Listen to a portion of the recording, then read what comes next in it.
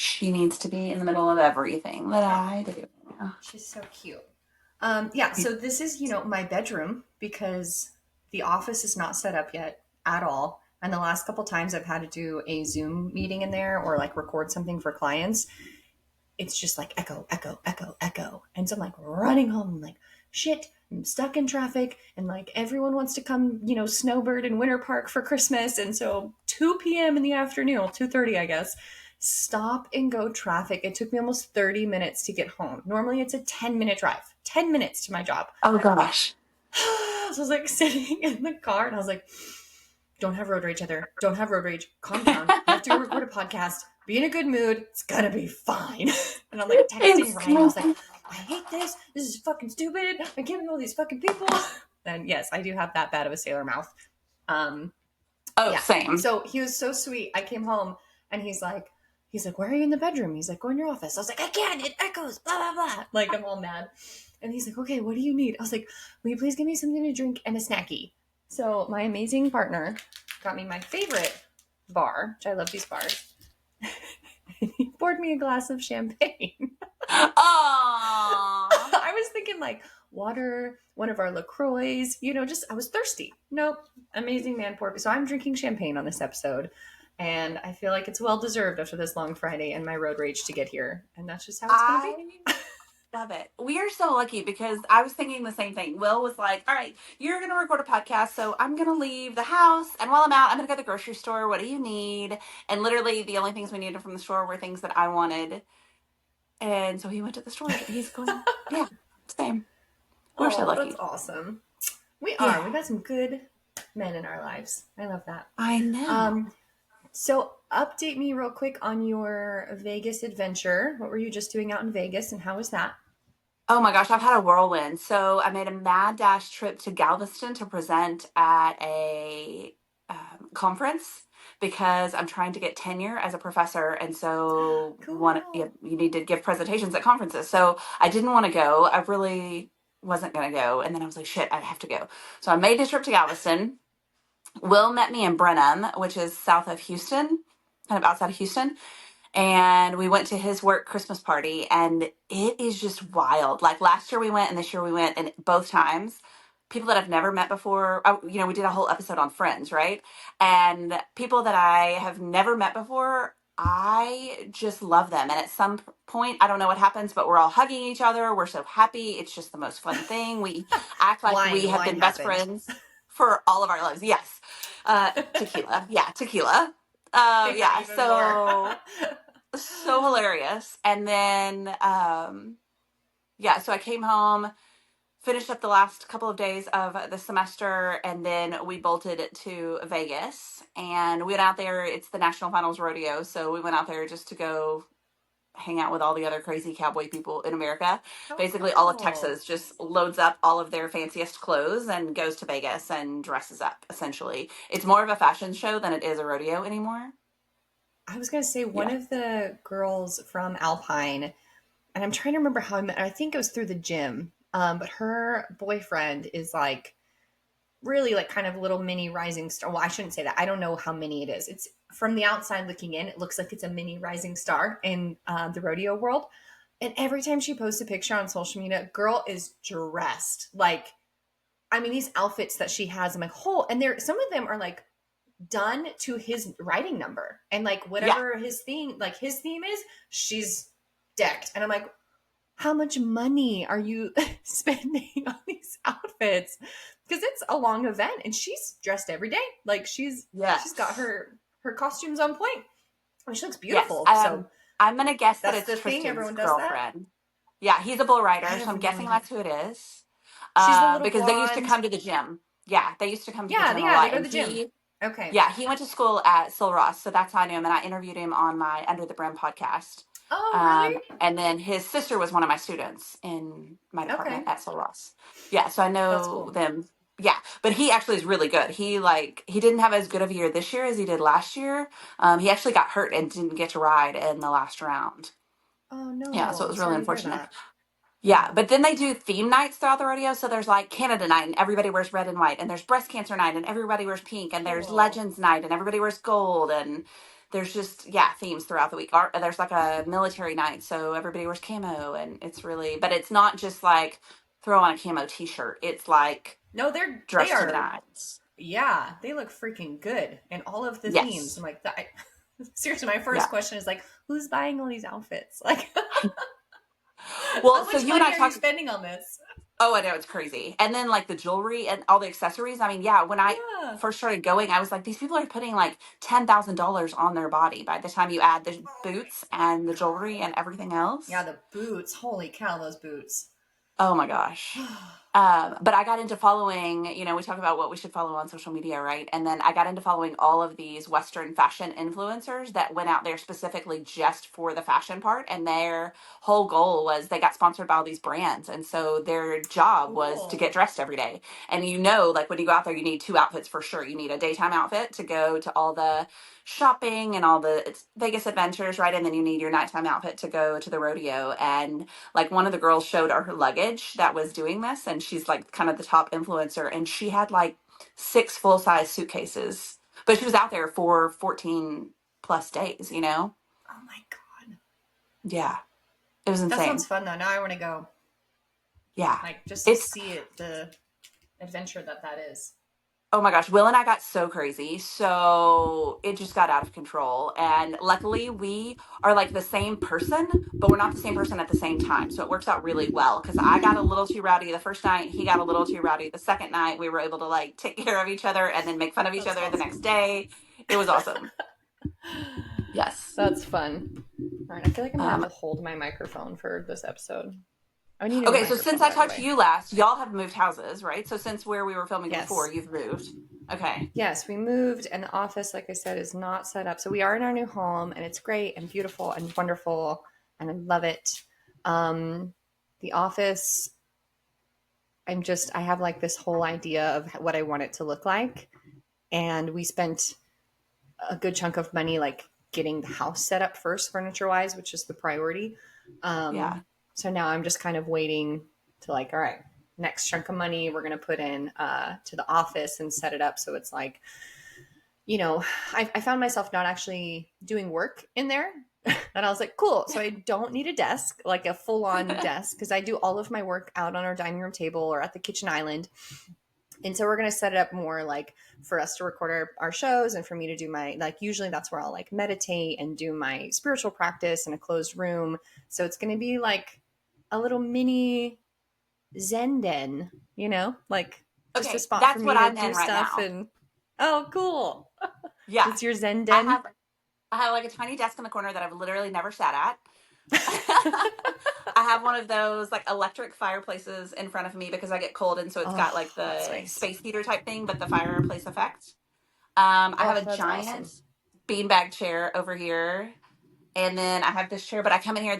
I call it my woman cave or whatever, right? Like because I come in here and I journal and I read the Bible, and this is my work room if I'm going to do yoga. Or work out at home, or I just want I my own love space. that. I have a TV in here. I have a bike. I have a trampoline. Like, yeah. Dang, you have a lot of stuff in there. This is a big space. Well, it's a bedroom, but Will's daughter needed the bed when she moved into an apartment, and so it was just this empty room, and so I just took it over because That's we have cool. 3 bedrooms, so we have a guest room. So yeah, Yeah, that's how our new house is. We have 3 bedrooms, and one of them we made the dog room slash closet because Ryan and I have such different schedules that yeah. we have a primary bedroom closet, which is a walk-in, and it's great. But I'm, getting dressed at 4 a.m. and he's asleep. So we Yeah. turned that other room into like an actual, closet space, but it's also where the dogs go and everything. And then we had the Hmm. the quote unquote office. But yeah. Yeah. I did that in my Are studio y'all once ready too. for Christmas? Because it's like tomorrow, it feels Um, like. yeah. So we're having a Christmas party at our house on Sunday afternoon, Oh, but fun. we have bought zero presents. Like we are just Oh, kind of at good. that point, like his daughter, he spent a bunch of money on her college and all her rent and all kinds of things. And since like I'm Yeah. spending, like you're 20 plus, like you're good, right? And then my mom is just texting every day though, like, well, what should I get this person? And what should I get this person? And I'm like, no gifts. Like it's the most stressful part and it's the most unnecessary part, right? Like it's not what it's Yeah. about. So I'm just over gifts. Oh, I'm finally okay. so one of my love languages, so it's funny, like my giving love language, like how I show love is gift giving. Mhm. I Okay. love giving people gifts. And it's hilarious because my family will say that my love language is gifts. Like I like to receive gifts. And it's actually not true. My love language is words of affirmation, physical touch, quality time. Like gifts is actually the last. But that's how I show love. So when I love birthdays. I love Christmas because I'm like, I have a list going all year long of things that I'm like, oh my gosh, so and so would love that, or whatever. And so I'm just like get excited to give people all of the things. I'm like, here's your presents. Like at the gym, I just gave out everybody these little rubber duckies that say you are awesome on them, and like had these little hats, and I love it. I love giving gifts. I think I agree with you. Like it's not the whole point of the holiday and everything, but I'm like, hey, I just want to give people stuff. Like here's your joy. You're welcome. Maybe that's why I don't love it, because I don't feel like I have that knack to know. I'm so ADHD that I'm never paying attention, right? So I don't know what people like You or sound like want or Ryan. need. Yeah, and so I'm like, I don't know what to get them, so I don't feel confident in it, and I don't want to get them crap that they don't need or that they already had or that I probably should have heard them say and I didn't. So I don't feel confident in buying gifts, maybe. But I do like what you said. Like I love doing stuff like that for my students. Like I Yeah. had my all my classes had envelopes this year, and like one day it might just be a stick of gum, or one day it was a rubber band and I made them stretch it out and write an affirmation on it, or like, so that Oh, I I love get. Yes, that. I love that too, but I wish I was better at gift giving, so I'm envious of your skill. So Yeah. it's practice. Like it sounds silly, but it really is me like intentionally. It used to be a list on my phone, and sometimes like I'll still use that. But I ended up, so how on Amazon you can create lists. I Mm. have a created list for all of my immediate families, like my mom, my dad, my nieces, Ryan. Um, and anytime they're like, oh my gosh, I want this or I love that. My nieces are hard because they're young. They're young enough that they're constantly changing their mind. So their list is more so like things that I think of them. Like I saw that and I thought of them and I just add it to the Amazon list. And then when somebody's birthday comes up, it's like, cool, I just go to this list and it's things that I've already seen or that they said, Ryan said 6 months ago, he's like, oh, these certain tank tops that he likes to work out. And he's like, oh, I'm running short on those. So my brain goes, cool, put it on the list. Put that on the Yeah. list so that when the holiday rolls around or the birthday, so it's a little bit of a practice skill. It's not like supernatural Yeah. in terms of like comes to me instinctively, but it's also, yeah, it brings me joy. I'm glad you said that, because I just had this conversation last night with Will on the way home from the gym, that I watch like preachers and speakers speak, and I'm always admiring their skill and their ability. And I would desire to be a better public speaker. And it's like when I start to speak, my vocabulary just goes shoop and it shrinks. I don't know what happens to my words, but I lose my words. And inevitably, every time I get done, I'm like, oh, I meant to say this and this and this and this. Oh, yeah. And then I caught myself the other day going, Shanna, if you want to be a better speaker, you know how you do that? You practice. Have you ever actually intentionally practiced it? And like, I had this whole conversation with myself and I was just cracking up. Like, me of all people should know that if you want to get better at something, you practice it, So there's you this do it. episode I'm listening to right now, The Diary of a CEO. Freaking love Yes. that Yes. podcast. Obsessed. Mm-hmm. And so he has the one of his latest episodes this month was the body language expert. Mm-hmm. And I'm gonna try and click on this without it actually playing because then it'll like switch to my headphones and be weird. Okay, it's gonna go. Good. What the heck's her name? Vanessa. Oh shit!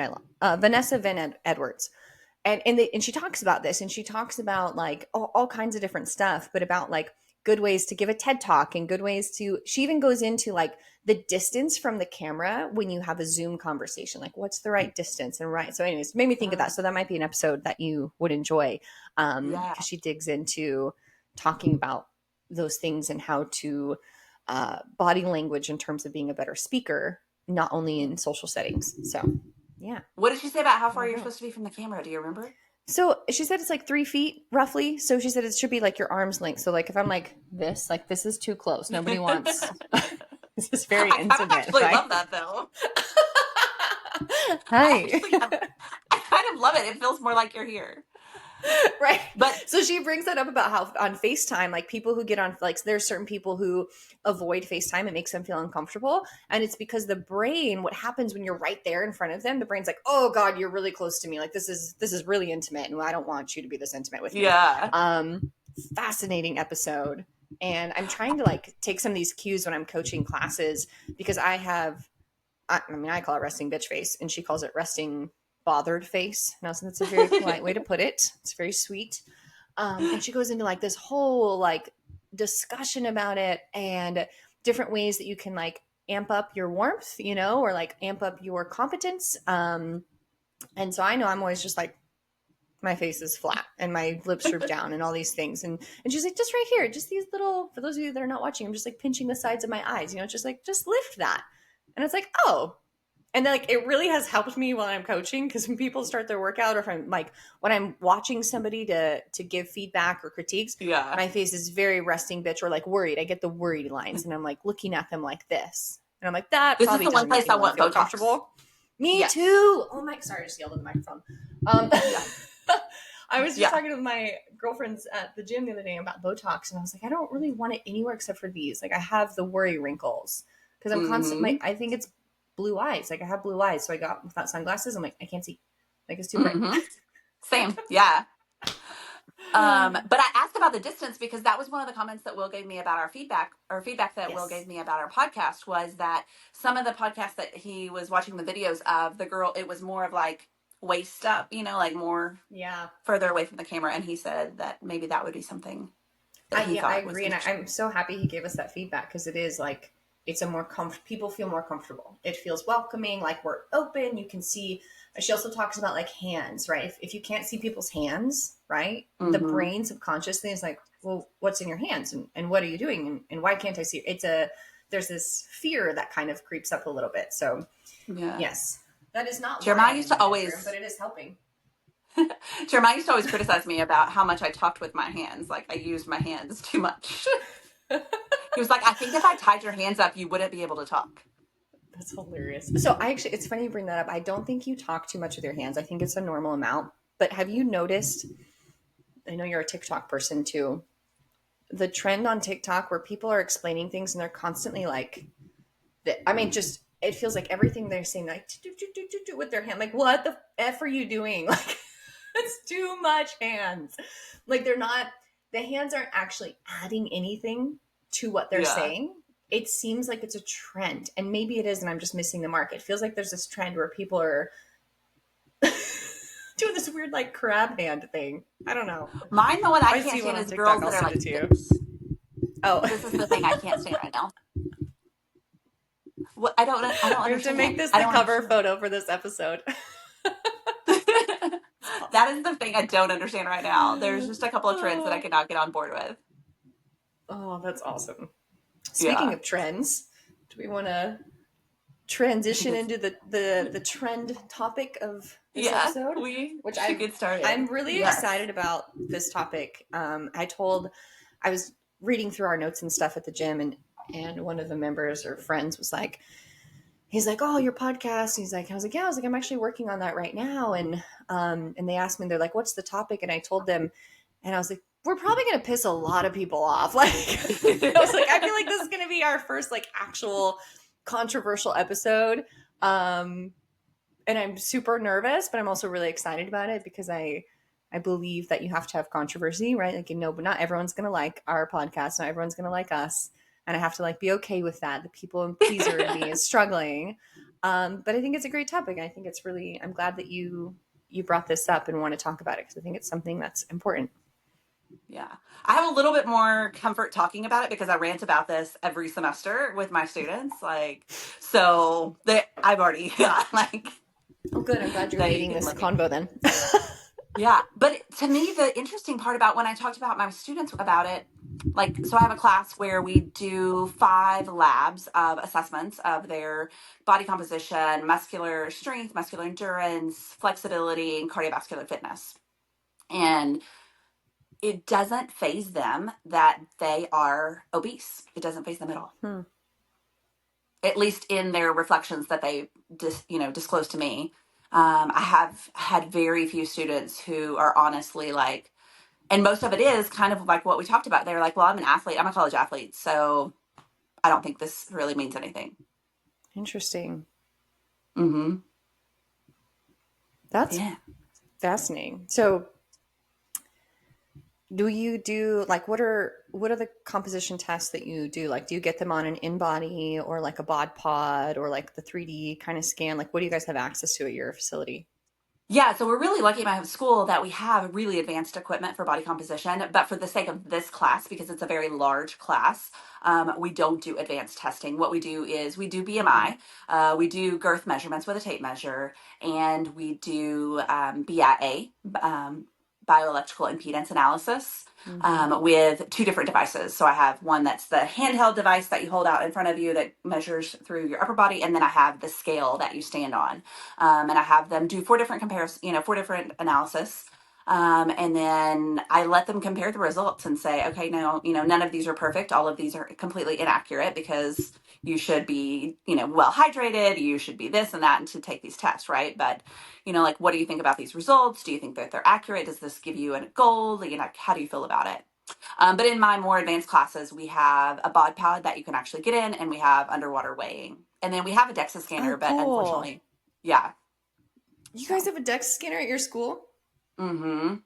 That's cool. So that's on my list of things for next year. So I got to get in. I had the opportunity at UCF. They were doing a research study a few months ago specifically on CrossFit athletes. And so they reached out to some local gyms and they did some free testing for their research Oh, study, and cool. I got to get into a bod pod.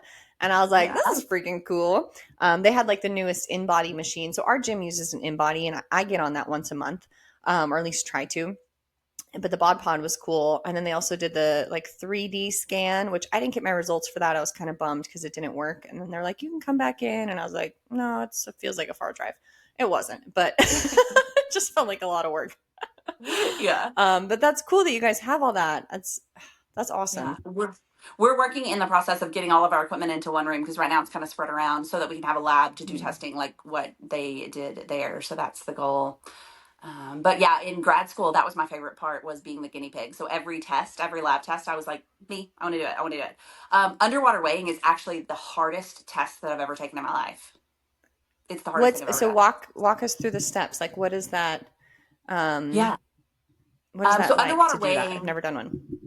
So the first way that ever a body was ever analyzed for body fat was actually a corpse. So they actually trimmed the fat off of the body, and that's how they discovered body fat, right? So the second, other than being deceased and being a corpse and being decomposed, right? Then the next gold standard of weighing for body composition is underwater weighing. So that is the highest ranked, most effective and most accurate measurement that you'll get. And the way that we did it in my grad program at Texas Women's University in Denton was that we had a tank that kind of looked like a hot tub but was deeper, and we had a PVC pipe swing. So you sat on the swing, kind of like a trapeze artist type thing, and it was hooked to a scale. Think like a vegetable scale, like you weigh your vegetables with at the grocery store.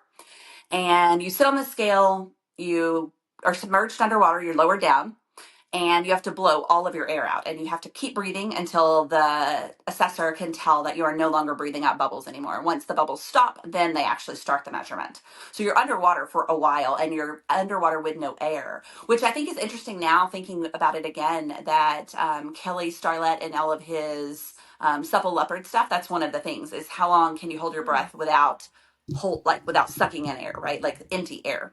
Yeah. But anyway, so you do that test and you have to do it 10 times consecutively, and they take the average of the weights.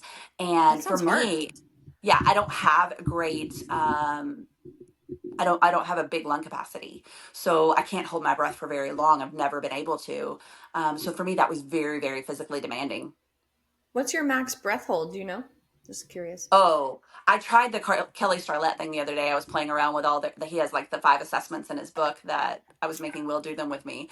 And one of them was the breath holding. And I even made my class do it one day. And mine was terrible. Like pretty much every student beat me. Mine was like less than 30. Like it What? was maybe like 18. Like it Less was than terrible. 30 seconds? Oh yeah. No. It was awful. That's Have you rough. ever tried I it? did. So you have to like I haven't. breathe in, breathe out, And then and then out. hold your Yeah. breath. Yeah. So I haven't done that specific from him, but I do oh God. Remember how you were just saying how like you do speeches and then like afterwards you're like, I wish I said all this stuff. My problem is I get in front of people and talk. I'm like, I can't remember anybody's name or anything I've ever Hmm. done. What the Yes. hell's Hoffman? Oh yeah. Hoff, you know what I'm talking The about? Wim Yeah. Hof method. Yeah. Wim Hof. Thank you. Yeah. So I do the Wim Hof method, and I have a little bit of a genetic advantage. I do have a very large lung capacity, like, and I have very large lungs. My dad, fun fact. Sorry, Dad, if you don't want me to share this, but I'm going to. My dad's lungs are so big that if they've had to be X-rayed, it's got to be two for one lung. Oh wow. Like, so genetically, I have a large lung capacity. So through the Wim Hof method, I did that. So you do this breath work, and then you exhale all the air out, and then you do a 2-minute breath hold. And I've made it to 2 minutes one time. What the So that's hell? my max. Yeah, it was freaking. So this is such a What? tangent, but growing up, I remember talking to my dad one time, and I was probably, I mean, I probably had to be about 16-ish because at the time I was dancing all the time. I was an athlete. I was a track athlete and a volleyball player and a dancer. And so, my heart rate variability and my lung, all that stuff was working. And I remember I went to my dad one time and I was like, Dad, sometimes I just like stop breathing because I don't feel the need to breathe. And I was like, that doesn't seem normal. But I would catch myself and I would just like notice that I wasn't breathing, but I was fine. And my dad was like, oh, yeah, that happens to me too all the time. And it's just the body's way of being like, yeah, we're good. Like, you have all of the oxygen you need. Like, your CO2 capacity is pretty high. And it still happens to me every now and then. I'll just like note it. We'll be like watching a TV show and I just am like, oh, I should breathe. Breathing's good. Breathing is good. So yeah, breathing's good. That's healthy. So I I'm that's so the something that's opposite. fascinating to me. That's Yeah, I'm the opposite. I 18 yawn. seconds. We got to work on that. Yeah, I yawn all the time, and they say that that's part of why I yawn so much is because my body is trying to get Oh, more really? oxygen. Yeah, I've heard because that. I'm Yeah, like I have heard that I'm about not yawning. tired. I used to teach a water aerobics class, and it was like 8 or 9 o'clock in the morning, so it wasn't like first thing. It wasn't super early, and I would yawn all the time. But I was in this warm, kind of humid room, and they were Mm. like, "Are we so boring that you are bored teaching us? Like, what the hell, Shanna?" And I'm like, "No, I just need oxygen. I don't know."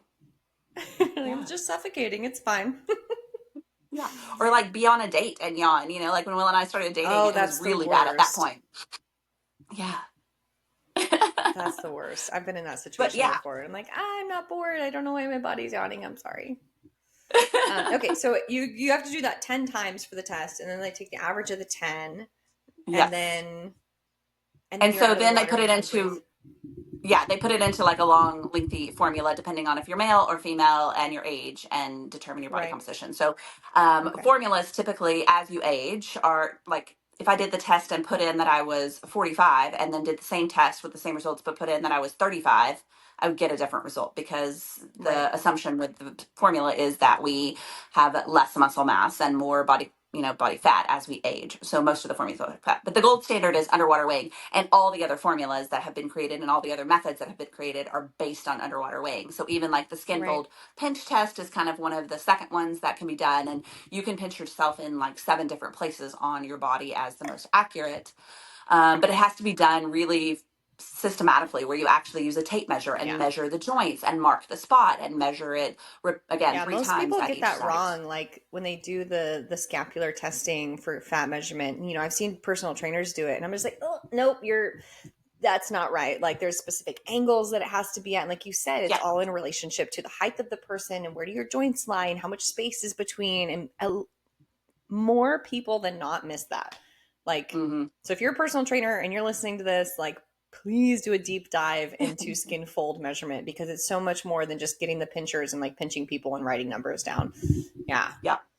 And especially if you're a trainer and you're going to do before and after, pre and post measurements, um, intra tester differences are normal. Like if I tested someone and you tested someone, obviously we would get Right. probably a different assessment, right? But inter testing, like it should be pretty consistent with from one tester to the other. So I will admit that as a trainer, like once I figured out like where the measurements needed to be, I didn't draw the lines on people and get out the tape measures. Like I kind of had an idea and I was pretty accurate Right. within my own testing. And I try to remind people, like for them, I wasn't testing them for obesity, I was testing them as a pre-measurement. So it's like, it doesn't matter where on the scale it falls of, underweight, overweight, whatever, because this is a pre-measurement. We're comparing it to a post-measurement. We're not comparing you to anybody else or to a standard right now. That's not the Right, purpose of right. this testing. So, yeah. Yeah. Well, let's And then the other test that we go do ahead. is body mass index, and that's one of the ones I wanted to talk about because that's usually the most controversial. So, body mass index, or BMI, is just a ratio of height to weight, but it's the most standardized test in medical fields. So, medical doctors don't get trained, and I think this is one thing that probably needs to be talked about more often. And I like that some of the doctors are coming out now with all of the stuff that's going on and talking about this, but they don't get training in fitness. They don't get training in nutrition. They don't know how to check your body composition, right? So all they have to go by is BMI. And that's what's been used in the research and in the literature to look at health and to look at disease risk. So that's all they Mm-hmm. have to go by. But again, it's just a measurement of height and weight. So I could take some of my linemen or like a bodybuilder on stage, and according to BMI, they are going to be obese no matter how much muscle mass they have, because BMI doesn't differentiate between muscle mass and body fat. And that's the downfall of it, but it does still highly correlate with disease risk. And I think that's where we have to still take it for what it is. I'm not trying to tell you you're obese based on this, but I am trying to tell you that you're at an increased risk for diabetes, for cardiovascular disease, for all of these issues, for mortality, right? Like, we can't deny that. That's accurate. That's scientifically proven. Yeah. Yeah, and I'm glad you brought that up about the doctors. So I don't know if you, I mean, I guess I don't know why you would be, but maybe just from curiosity perspective. So CrossFit recently has created the CrossFit Medical Society. And Okay. what they're doing is so freaking cool. They are bringing on board doctors of all these different backgrounds, and they're just providing resource and information. And like, you can go onto their website and be part of the medical society and like find a doctor who has this understanding and knowledge of CrossFit and da da da. But one of the biggest things that they're talking about is exactly what you said about, BMI, and just the fact that they're coming out and they're being like, yeah, in medical school, I had one course on nutrition, one course, not a full semester, like just a little snippet section, a chapter, and then that's it. And so all Mm-hmm. of these doctors now are finally coming forward and getting nutrition certifications and better understanding about nutrition and better understanding about all this stuff, which is freaking cool because, you know, in the CrossFit community, so we have what, they call the theoretical hierarchy of development, and it's a pyramid. And at the bottom of the pyramid is nutrition. And so as a Mm-hmm. CrossFit trainer, CrossFit coach, like, our number one job is, how's your nutrition? Like, it's so great that you want to come in here and throw barbells around and lift heavy stuff and learn to do cool things and stay healthy. But you have to have your nutrition on point, which leads to all these other things, right? Like, leads to what you're talking about, that muscle mass, that BMI number. What does that mean? What does that translate to? So I agree with you. I think that more and more doctors are finally coming out and just being like, we actually don't have as much education about this as we need. We're making diagnosis. We're prescribing people medication because Mm-hmm. there's lack of knowledge, there's lack of understanding. And don't get me wrong, doctors, like, very smart. Obviously, they know what they're talking about. They have this wonderful understanding of the body, but that's not their thing. And as I think in our culture, we believe that, well, they're doctors, so they know everything about the body. Like, Mm-hmm. there's that, and I don't know, maybe that's just me. Like, I remember growing up and thinking like, well, the doctor will tell me what I need. And if they say I need medicine, well, it must be because my body needs medicine. And it's like, no, it's just because that's their education, is to say you need medicine. It's not their education to say you need better nutrition, you need fitness, you need to get outside, you need to do all these other things. I Yeah. know. Yeah, same. And yeah, and I don't know that I would want to go to medical school today, because we know so much more about the body now that now you need to know so much more in medical school. I can't even imagine what it's like. I'm laughing about what you just said because we just got back from Vegas, and one of the things that inevitably happens every year when people go out there is they call it the Vegas flu or the NFR flu. But really, it's not. They think it's like this contagious thing that goes around, but it's not. It's that you get inside the casinos, you get no sunlight. They're pumping like fake oxygen. You're around cigarette smoke, which we're not used to being around. They're eating crappy. They're drinking alcohol. They're not exercising. They're not sleeping good. Like, and they think it's some contagious disease. And it's just humorous every year when people get back and they're like, "Oh, I'm so sick. What happened?" it's I this time caught of year, something. right? Like everyone's like, oh, it's Yeah. flu season. I'm like, is it flu season But is it or are you just eating a ton really? of sugar and like, yeah. Like, because I But is go it every really? year during the season without getting the flu. Like, I'm good. Yeah. Yeah. Well, Oh let's go man. back because this is one of the things that I love about doing this podcast with you is that you and I can have the best conversations. So let's backtrack just a second to get on. How did we get on this high horse? Because you can see I'm already getting fired up and I was gonna passionate say, yeah, about we didn't even this. talk about like what our subject was. Yeah. So why are we even talking Sorry. about this? And People one are of like, the what is things this that came conversation up. about? Yeah. So let's talk about body image and the whole body positivity movement because I don't love it. I don't love it. I mean, I'm just going to be honest. You kind of mentioned it's going to be a little controversial, but I just don't love it. How do you feel about it? I also don't love it. I like it. I don't love it. Right? Like Yeah. there's things about it that I'm like, all right, I can get behind this as a recovering and I guess recovered. I think I'm over the hump now. Person who had disordered eating most of my teen through adult life, and somebody who's really struggled with body image. I like it. I'm like, yeah, fuck yeah. Like, let's be happy about women's bodies. Your body's beautiful. I'm game. But then I feel like took it maybe too far. And that where we took it, I was like, oh, I don't love that. Mm-mm. Yeah. That's not for Just like we me. do everything, right? We can't just do it a little bit. We got to go over the edge. So let me ask you, have you ever, you said you had body image issues. Like, did that stem from something someone said or something that happened, or was that just your own perception of what you were viewing? Um, so I never had anybody say anything.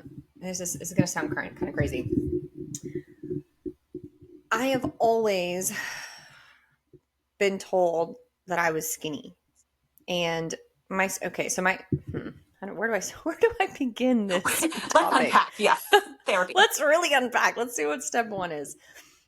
Step one is that I grew up with a sister whose body looks very different than mine. And her body is not bad. It's beautiful, but it's very different than mine. I'm taller than she is. Um, she has more what people might quote unquote say are womanly features, right? I have very small breasts and a very small butt. She does not. Um, I just look different. And so a lot of my childhood was, I think, unfairly being told how small and skinny I was. And I was so tiny. And I see where in hindsight, like that was really unfair to her as well. Like that's an unfair thing for my sister to know. Like, oh my gosh, my sister's really skinny and all of these things. And so that was kind of, growing up, I didn't realize that that was happening. But now I'm like, wow, that The, must have been shitty for her. the challenge of And comparison for so both of you. Yeah. yeah, on two different ends, right? So she's seeing it from Hmm. this view of, oh my God, I'm not skinny, I'm not small, I'm not tiny. And I'm seeing it from this view of like, oh my God, my boobs are so small and I don't have a butt and I don't have nice legs and I'm so tiny and da da da da da. So the hard part about that became I was also a dancer. And so my whole world was surrounded with be as small as possible. You need to be Hmm. skinny. Ballerinas are skinny. You can't have too much. I remember, I'll never forget this. I was in a ballet class. I was probably, well, I had to been 16 because I was driving at this time to my studio. And I was in ballet and I'm holding my leg up in, second position. It's off the ground. And my dance instructor at the time came up to me, poked my thigh, like on my quad, and said, your quads are overdeveloped.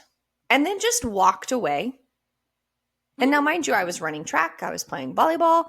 And in my head, I'm like, well, what the fuck do I do with that information? Like, Yeah. my whole life is I'm too small. Then I go to ballet class, your quads are too big, basically. And I'm like, I don't know what to do with that. Like, so little things like that, were contradictory. And so I kind of just spent most of my teenage years back and forth of I'm too big, I'm too small, I'm too big, I'm too small. I was never correct. Like nothing about my body was ever right for whatever I was trying to do. I didn't have enough muscle to be good at sports. I was too big I was too muscular and too big to be good at ballet. And so then flash forward. So now I'm 20 years old, 21. And I just feel like Well, developed muscle from being an athlete, but I'm trying to make it as a professional dancer. So obviously I'm a fat cow. Like that was the Obviously, I mean, final. that's what everyone, yeah, Exactly. The obviously. only solution here is I'm a hippo. Um, and so that kind of snowballed my eating disorders, and the biggest one that stuck out with me was body dysmorphia, and that stayed with me the longest, where I was constantly thinking I was bigger than I was. I never saw a picture of myself or looked at myself in the mirror and thought that I looked good. Something was always wrong in terms of my weight. I was too big. I had too many, my thighs were too big. My stomach was folding over while I'm sitting down, which, duh, that's natural, right? Like, and all these things I know now. Um, and I mean, I'd binge, I'd purge, I was anorexic, I did all of it. And then I got in with a professional company for dance, and I had people who had their own problems with their body, who would say things about my body, right? And they would say things in a way that was like, oh yeah, you could probably go to the gym this week, or yeah, no, we shouldn't eat that, or, and so just those little things that don't seem like a big deal actually amount to so much to somebody who has self-doubt about how they look. And so no, I can't say that I had a specific moment in my life where I was shamed for my body, but I had so many little moments that people were making comments about my body that they didn't need to, good or bad or indifferent. It didn't matter. It's not like, don't comment on my body. Um, that it led me to this place of having body dysmorphia and really struggling with that for a long time. Just in case anybody doesn't know what body dysmorphia is, do you want to explain? Yeah, so body dysmorphia, and in the most basic terms, is basically when you think that your body looks different than what it does, and drastically so. It's not, there's a fine line between, oh, I feel fat, right? Or I feel bloated, or I don't feel great today, or like, oh, I look a little different than I did yesterday. No, body dysmorphia is like, I would see myself, and in my brain, I was 20, 30 pounds heavier than what I actually was. My Mhm. brain would flip the imagery so much so that everything was just huge. And sometimes, so I do hear this a lot, and it didn't happen for me until I got some help with my nutrition and therapy, where people are like, oh, I saw a picture of myself. And when I saw a picture of myself was the first time the brain actually, there's a different sparks basically in the brain from what you see in a mirror to what you see in a Versus- photo. Yeah. And so a lot of times people will see a photo of themselves and go, whoa, that's what I look like, because their brain is telling them that they look very different.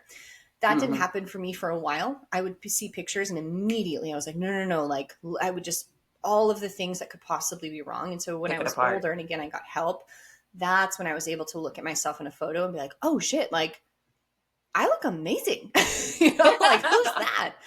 Um, and so yeah, body dysmorphia is this, your brain is basically playing a trick on you. Your brain sees things that are not there in terms of the size of your body. I would kind of And you describe it like believe it looking at yourself in because a funny mirror, like at the zoo, right? yeah, Like, or at the fair, at the yeah, carnival, like you look at yourself in a funny mirror and it distorts you, but your brain is doing that and the mirror is normal, right?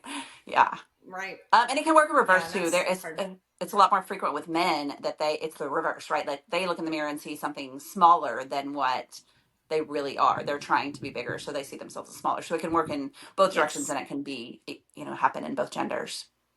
exactly. Yeah. It's not just you're small and you think you're big. Exactly. It's just anything that your brain is telling your body is drastically different than what it actually is in either Mhm. direction. Hmm. Yeah. So you and I are built pretty similarly, that we are taller, leaner, and in the fitness world, probably people would call us hard gainers, right? Like we're not going to be those super Yeah. overly muscular people very easily, right? I'm trying really hard. I joke with my students all the time. I'm like, women, if you are worried about getting too muscular, listen, I've been trying to be too muscular my whole life, and this is Right. what I look like. So yeah, yes. I was just So talking with I, a girlfriend of mine about where there's a CrossFit competition coming up in June that I did last year. And I was like, okay, I want to do better this year. Here's my weakness. I just wasn't strong enough. Like I was not nearly as strong as the other women in my category. And she's like, you can do it. You can. And I was like, no, no, no. I am now 35 years old. I know my body well enough to know that from now until June, there is no way in hell I am putting on that much muscle in order to be that competitive. Like, just unless you want me to start taking steroids, which I will not, no shame on anyone that does, but it's just not for me. There is not a chance in hell I can put that much muscle on that fast. Like, I have, Yeah. again, I'm freaking trying. I know, same. Yes.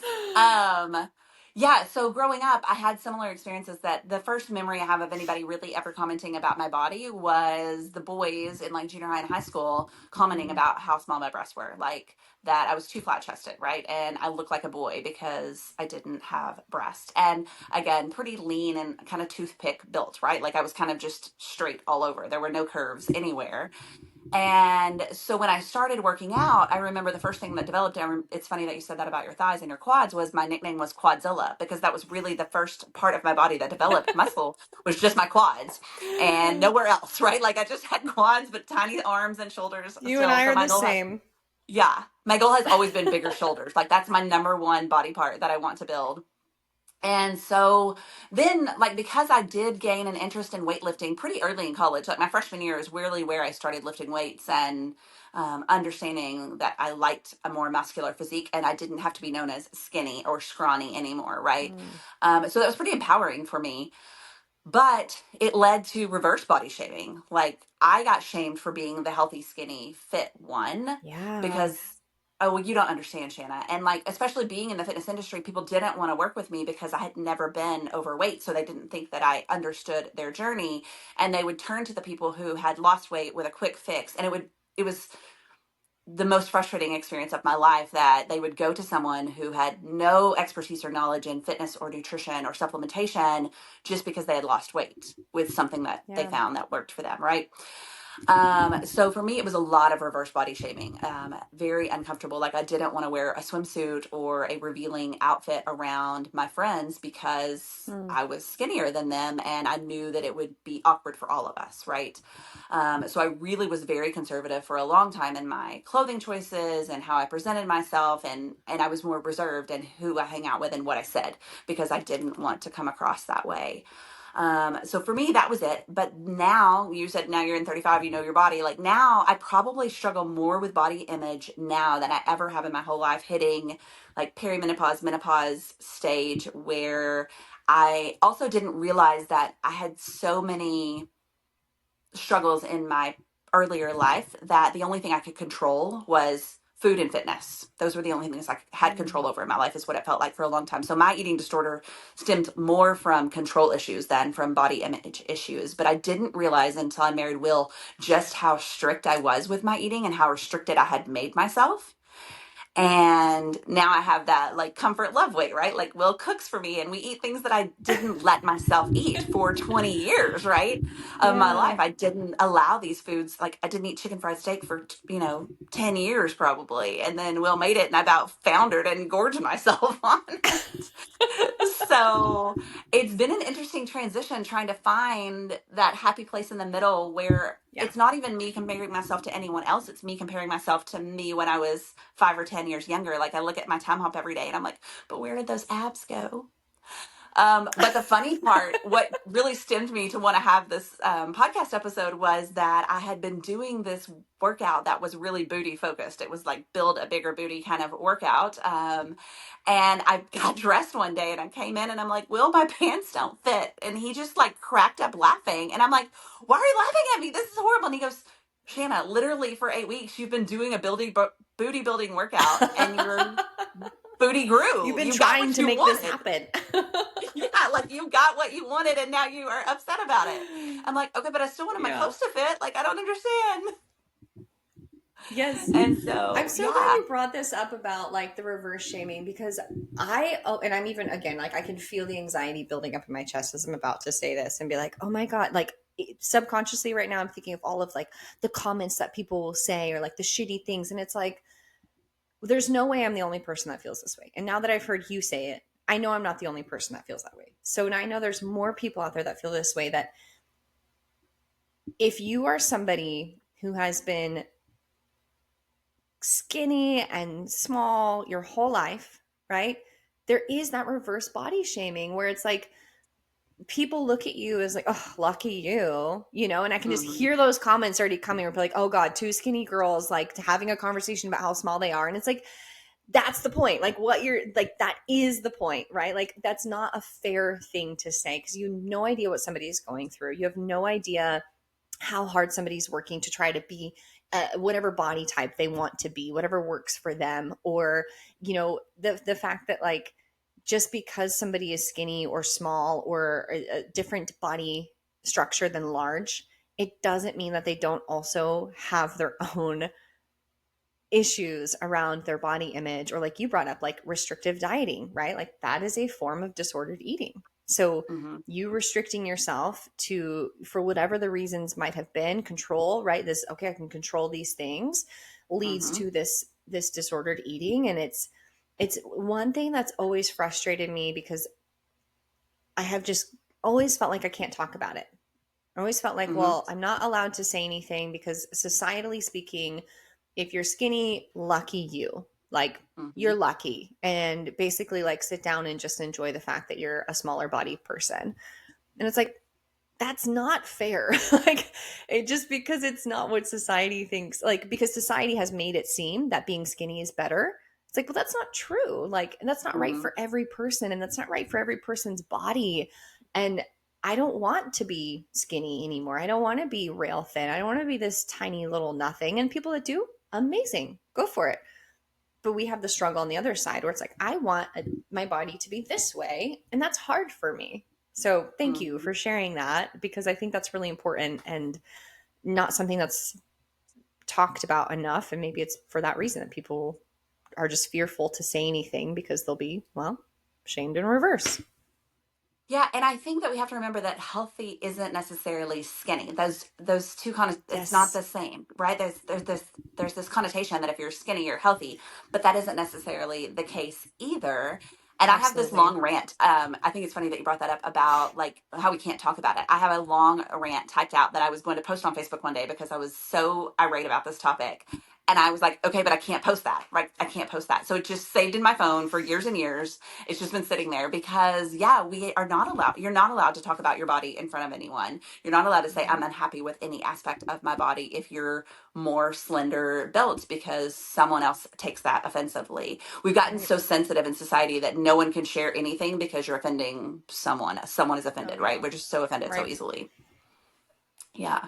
And I hope that that's the core message that we take away from this today about the body image thing is that it's not that I don't like body positivity. It's that health should be the goal, and that's the Yes. focus. And it's not just physical health but also mental health, right? Like again, we talked about that when we were skinnier, we had a lot of mental issues, right? You were dealing with things and I was dealing with things, right? So again, my restricted eating led to bulimia, it led to over exercising, it led me to anti-socialization. So it wasn't necessarily healthier in the long run. And health is more than just your size, but we can't forego that size is an aspect of health. Yeah. Oh, that's a great quote. I love that. We just end the podcast on that. Just kidding. Drop the mic. Done. Done. We're Yeah. out. Yeah. No, I So think I love that's that. yeah. Yeah. So body positivity hit the social media. I was looking kind of around 2012 and I didn't realize it had been that long. I felt like more of a newer thing. But I love that the trend is moving to body neutrality where it's more, again, focused on like just being genuine sense of care and love for yourself. Choose food and movement that support your body regardless of the shape. Basically, love your body where it is, but it doesn't mean that's where you stay. You Yeah. can love yourself now and still be a work in progress. Yes. And see, that's when this movement came out, that was my thinking behind it. That's what I thought it was. I was like, hell yes. Like Mm-hmm. you have to show up and love yourself exactly how you are. Because if you hate yourself, well, how do you treat people that you hate? You treat them shitty. So if you Mm-hmm. hate Yeah. yourself, you're going to treat yourself shitty, right? So Yeah. I thought this movement was like, well, I'm going to be positive about my body. And then it Mm-hmm. became this thing where it's like body positivity means that you're obese, you're overweight, and you're going to glorify those things as being good. And it's like that, okay, you lost me. Because again, Yeah, too far. there's nothing wrong with how your body looks, right? And if your body looks a certain way, but you're metabolically healthy, right? You get your Mm-hmm. blood work done, you get all these checkpoints and everything's, in order. Okay, then that's just how your body looks and that's fine. And in developing that relationship, but promoting this idea of gaining weight for the sake of gaining weight, of being obese for the sake of being obese because it's some type of trend, that worries me. That worries me for so many reasons because metabolically, I guarantee you're not going to get good responses on your tests. And then you're going to have other issues. So people are like, okay, well, metabolically, I'm healthy. I'm like, cool. How do your knees feel? How do your Mm-hmm. joints feel? How are your ankles? How's your low back doing? Oh, they hurt. Yep. This hurts. Oh, my knees really hurt. Your body was not meant to carry that much weight, right? And Mm-hmm. and it's just the nature of our bodies. They just weren't. Some bodies were meant to carry more than others, right? Like some people's skeletal structures are built differently. But when we Mm-hmm. start pushing into this obesity world where people are, 400 pounds, like you cannot convince me that that's good for you. Like you just can't. Yeah, or saying that because you love your body, it means that you don't need to exercise or eat healthy, that you don't need to care about those Right. things because you're fine with the way you are. So you keep eating the French fries and sitting on the couch. But that's not, again, that's not what we're going for here. That wasn't the point of the movement. That isn't the goal. Um, and so one of the things that I get on a rant about in my class this semester was Alana Marr. She came out this year. She is a U.S. Olympic rugby player. She went to the Olympics this year, did exceedingly well, wildly popular on social media, very active on TikTok, and a big proponent of this body positivity, body love movement because she's a bigger girl. And I remember Mm-hmm. hearing people growing up, I don't know if you remember this, but I'm just big boned. Do you remember that? Like, Oh, I'm yeah. just made this way. I'm just big boned. Yep. Yeah. And so what she came out with was that her BMI is close to 30. And again, we talked about BMI as your body mass index, your ratio of your height to your weight, and that hers is 30. And she's always been big and she's always been criticized for being bigger. But she was like, but I'm in the Olympics and you're not. And my body can do all of these amazing athletic endeavors and She's you like, I got a can't. gold medal. Fuck off. I'm just kidding. Yeah, what do you got? Yes, exactly. So while I love that she loves her body and like watching her go on Dancing with the Stars and put on the skimpy outfits and the heels in her current body is amazing. And we want to see those, those proponents and those people out there, those leaders that we can follow, that we can, like we can cheer on. But we still can't ignore the fact that a BMI of 30 makes you at an increased risk for disease. I'm not saying that you can't be an athlete. I'm not saying that you can't, be a gold medal Olympic athlete, that you can't score the winning down, all these things, but you're still at an increased risk for disease and that can't be denied. So we have to find that balance somewhere in between of yes, you love your body, but we're still aiming for you to live a very long, prosperous, healthy life where your joints feel good, where you mentally feel good, where you want to be confident, and where you're still able to do all of those things. And you do have the metabolic markers, like you So, and I, mentioned. I think that's key because I'm not a believer in BMI. Like I am very anti BMI. And the reason for that is because when I look at, so let's take her for example. She is an athlete that I would probably say is going to get a gold star on all of her metabolic ratings. I can almost, I don't know her nutrition, but and I know I keep bringing up CrossFit, but that's the world I live in.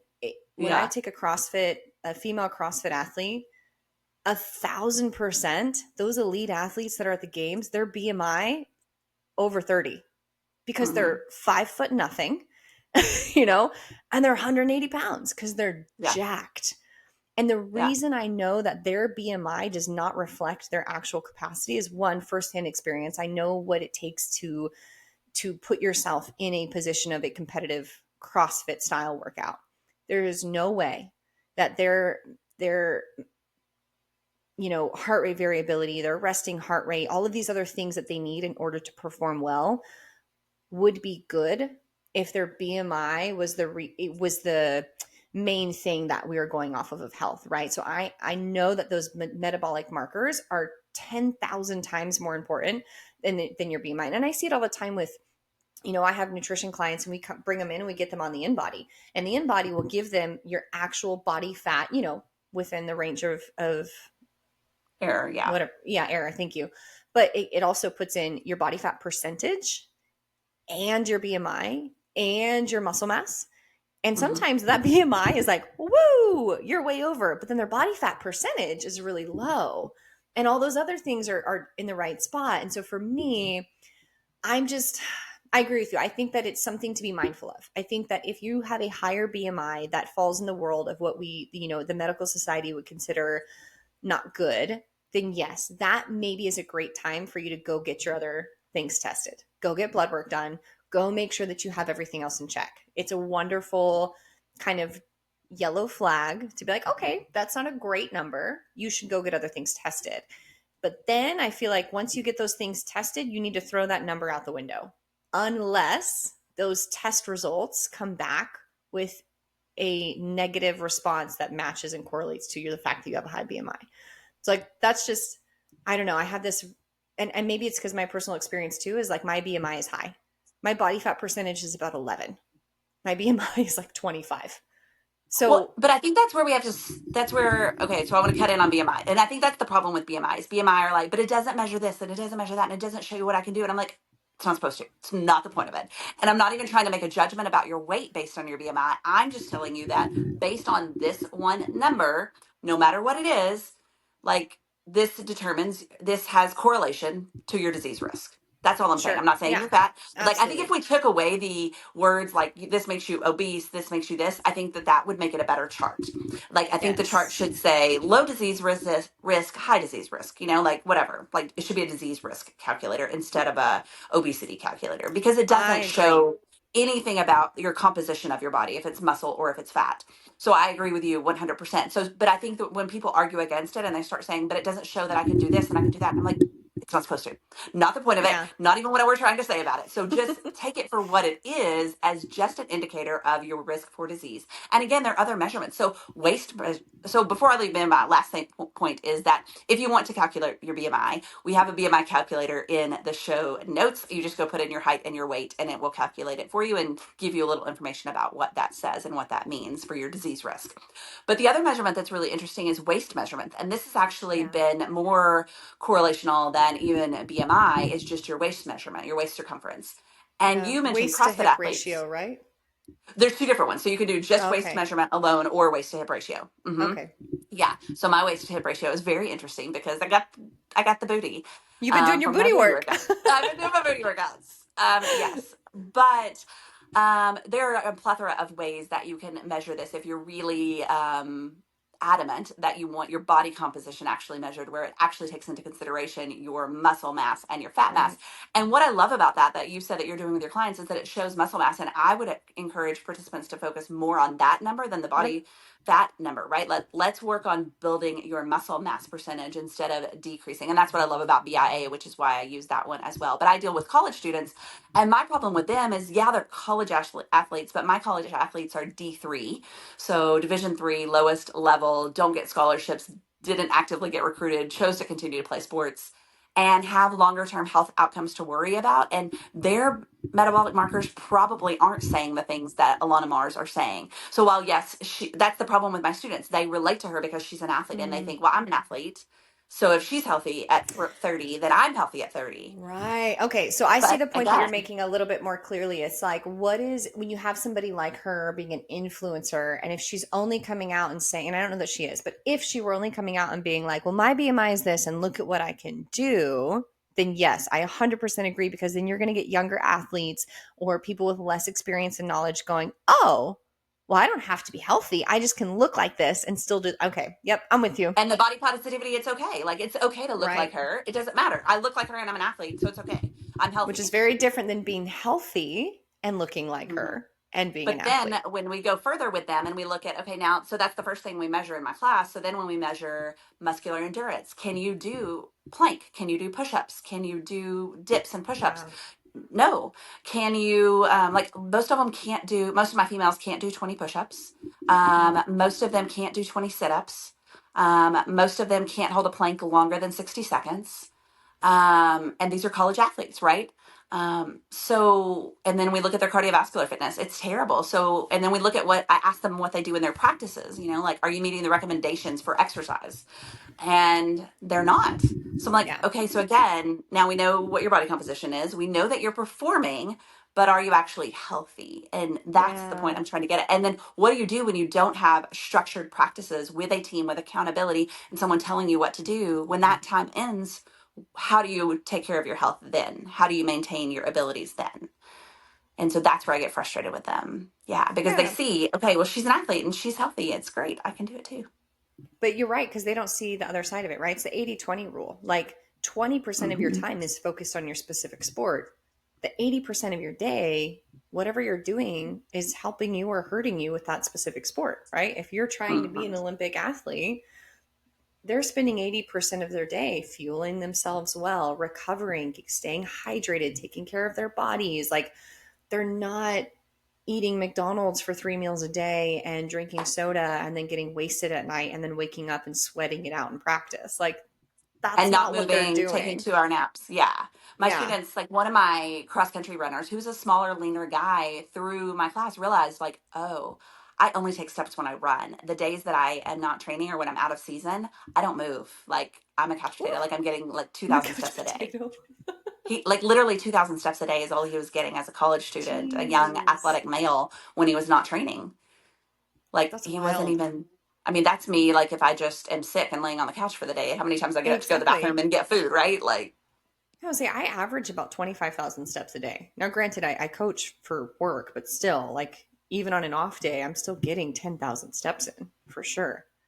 oh no, mine is bad too. I can't lie. Like mine, I had to put a treadmill under my desk I because at know. work So I you was have your getting, treadmill. yeah, but sometimes I can't think and walk at the same time. It's like I fall off the treadmill. But without the treadmill, I was only getting about 4 to 5 thousand. But you also have intentional workout time, right? So you're getting your steps in. You have intentional workout time. You take care of your, like, all, for you, all of Yeah. those other things, that 80% is in place so that the 20% of the time that you have intentional fitness focused time is good. And you Yeah. know,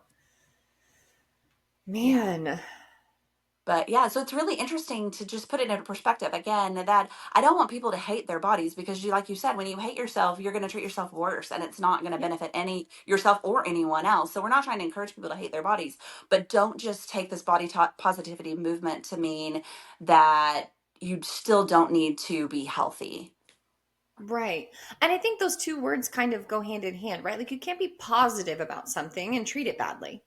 And if you are overeating, you're treating yourself badly because your system scientifically is not meant to take on that much, right? Our bodies can only do so much with food that we give it, which is why we gain weight, right? For most Hmm. people. There's other reasons why you may or may not be gaining or losing weight. But generally Yeah. speaking, if I'm eating too much, my body goes, oh God, what do I do with this? I can't digest it. I can't get rid of it. I guess I store it as fat. And there's different Hmm. types of fat, which we could do a whole episode on too, right? Like you have Yeah. to understand that there's different types of fat. There's good fat and there's bad fat.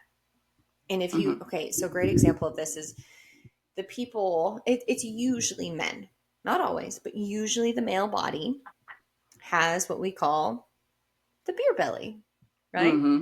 That is bad fat. That is fat that is growing on the outside of the muscle, which is why it looks weird, right? Because it's growing just in that one, the rest of their body, arms are fine, legs are normal, face is usually normal.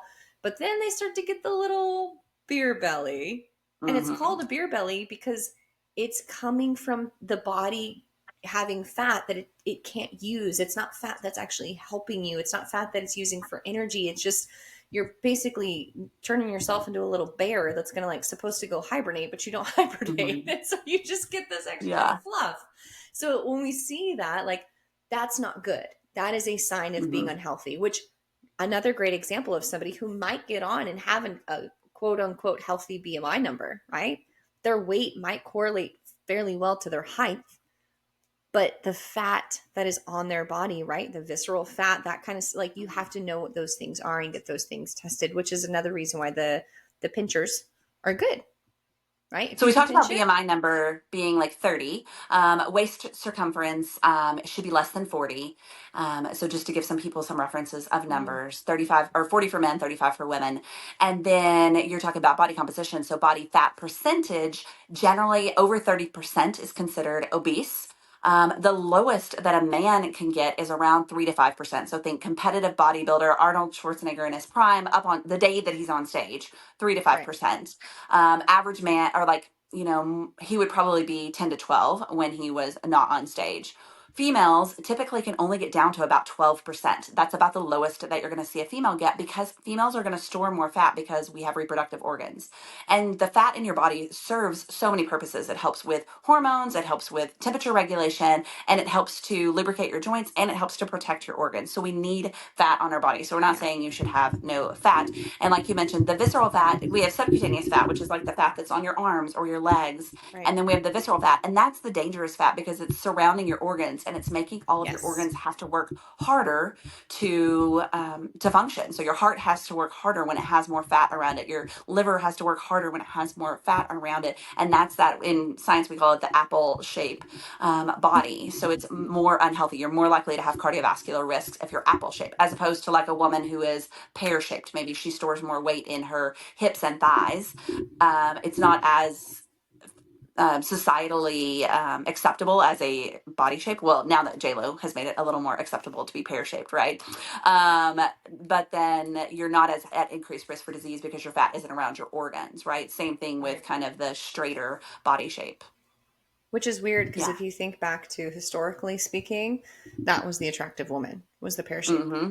right? Mm-hmm. Because that's a good Yeah. sign, supposedly, of like, being able to give birth and whatever. But Reproduce. that used to be Yeah. the female standard. Mm-hmm.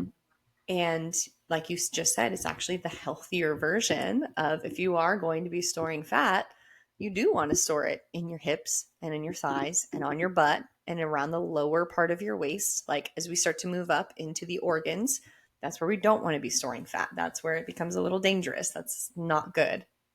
Isn't it crazy to think about? Like you just said that, I just made me think. Like, isn't it crazy to think about that people are paying to have butt implants? Oh, that's wild to me. Didn't Nicki So wild. Minaj like have hers removed? I feel like I heard Oh, that. I Like don't she had know. them and then she had them removed, or I don't know. I'm so bad about celebrity stuff, but I feel like that came up Did on you ever some watch that random twerking thing. video? Of Her who? I mean, I've seen Nicki twerking Minaj. videos. Oh, sorry, Oh, I Nicki don't know. Minaj. Or no, it's Cardi B. There's a video of them Oh no, twerking. I Sorry, I was haven't. thinking about the butt shaking and where there's butt implants. I don't know, but yeah, sorry. Total side rail. Total side rail. Well, No, I have not seen that video. so so speaking of socially desirable, I think the other interesting thing that I have found when I've been looking into stats and data about this is that body image issues are the most prevalent in the really younger, especially females. So starting around the age of 10 to 13, somewhere in there is where the body image issues really start, Mm-hmm. and they kind of peak around 25, and then we're okay for a little while, and then it's like it comes back again in the later ages. That's what I thought was so fascinating in looking at the data, was that it's the youngest girls and the oldest, like 65 plus women, who are most likely to be unhappy with their bodies and want plastic surgery. Well, I mean, I think that makes 1,000% sense. I was the most comments I ever received about my body from other people, whether their intentions were good or bad, were when I was younger.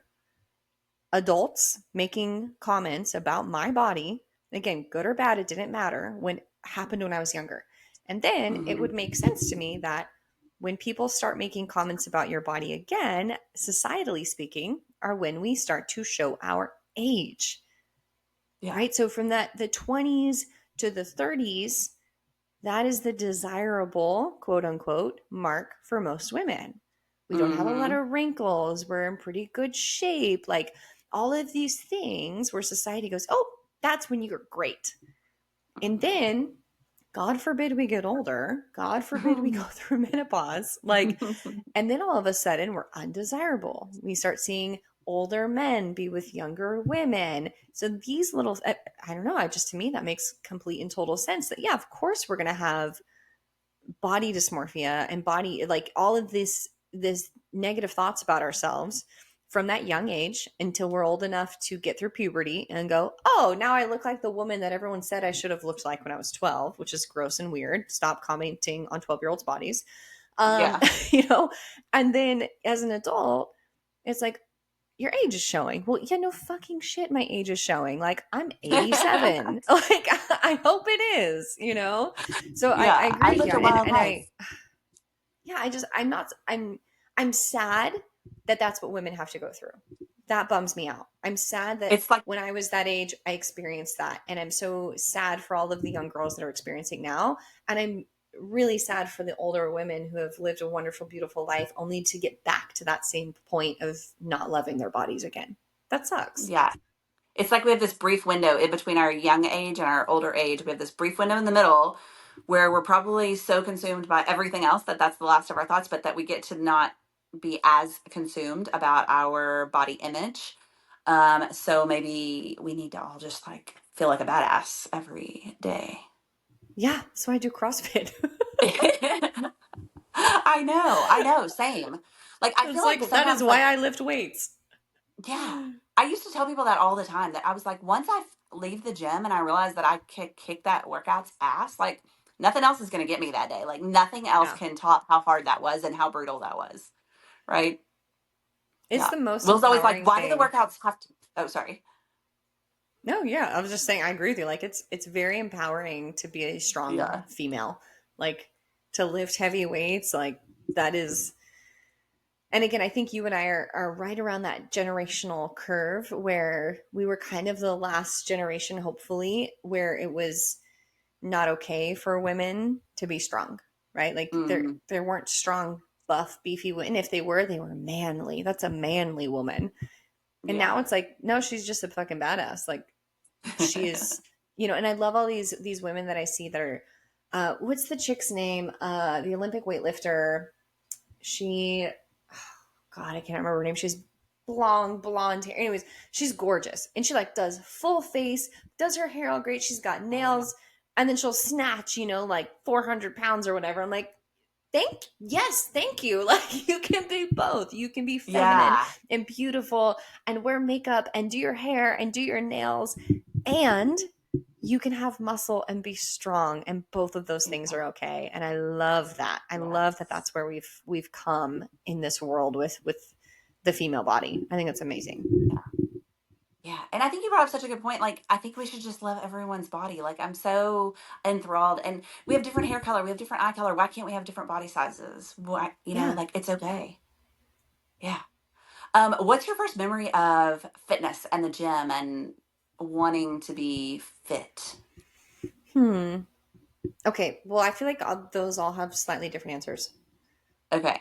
So I feel like I'll go my first while you're okay. thinking. Yeah. Mine was I distinctly remember my aunt had a gym membership and I was staying with her. I loved my aunt and uncle, wanted to stay with them all the time. And it was like jazzercise back in the day. Still in the That's leotards, the awesome. unitards with the leg warmers, jazzercise, right? And I had to go in the kids' room and I could see out the window them working out. And I remember watching them and being like, I want to do that. I want to be out there, like that's so cool. And then I remember Jane Fonda being on the TV and listening to Jane Fonda records and dancing around the room. Um, and so, yeah, I think that's a good point that you bring up that we are at that turning point where women were finally able to work out. I love to show clips from that movie. It's called Perfect, I think is what it's called, with John Travolta. It's like early 80s movie where he's a Rolling Stones journalist and he's writing an article about this fitness I think I've seen class this. and he goes and they're doing hip thrust and Jamie Lee Curtis is leading the fitness class and that's when I picture my aunt at this jazzercise class, that's what it was like. That's what I remember seeing. And so that's my first vision of fitness. That's cool. I think mine was my dad. Like, so my first memory of like people being fit. My Yeah. dad was always a big workout person. He was a college football player. He was a Marine. It's just that was just part of his regiment, was just being in shape. And um, so in terms of memory, I think that's my first memory of fitness is my father working out. My mom did too. So like as I got older, my mom, she did the at home, VHS tapes and had the weights at home. And so I Yep. am thankful that both my parents were active. But I think my first inspiration for actually being fit, like in the terms of putting on muscle and being healthy, was genuinely CrossFit. Again, because like I talked about, I battled with being a dancer, being a model, being an athlete, and I never found something that kind of pushed me over the edge for either one. And I Mm-hmm. remember when I watched the games for the first time and seeing these women that were just beautiful and strong. And I immediately was like, that's what I want to do, which was different than bodybuilding, right? I'd see bodybuilders and I think bodybuilders are also beautiful in their own way, but it was very different than watching people be athletic with that body that they have. And I think that was inspiring to me. I was like, all right, Mm-hmm. that's something I want to pursue. I want to pursue that. I want to look athletic like a bodybuilder, but I want to be athletic like an athlete. That was inspiring to me. Which I we mean, know I trust am me, not.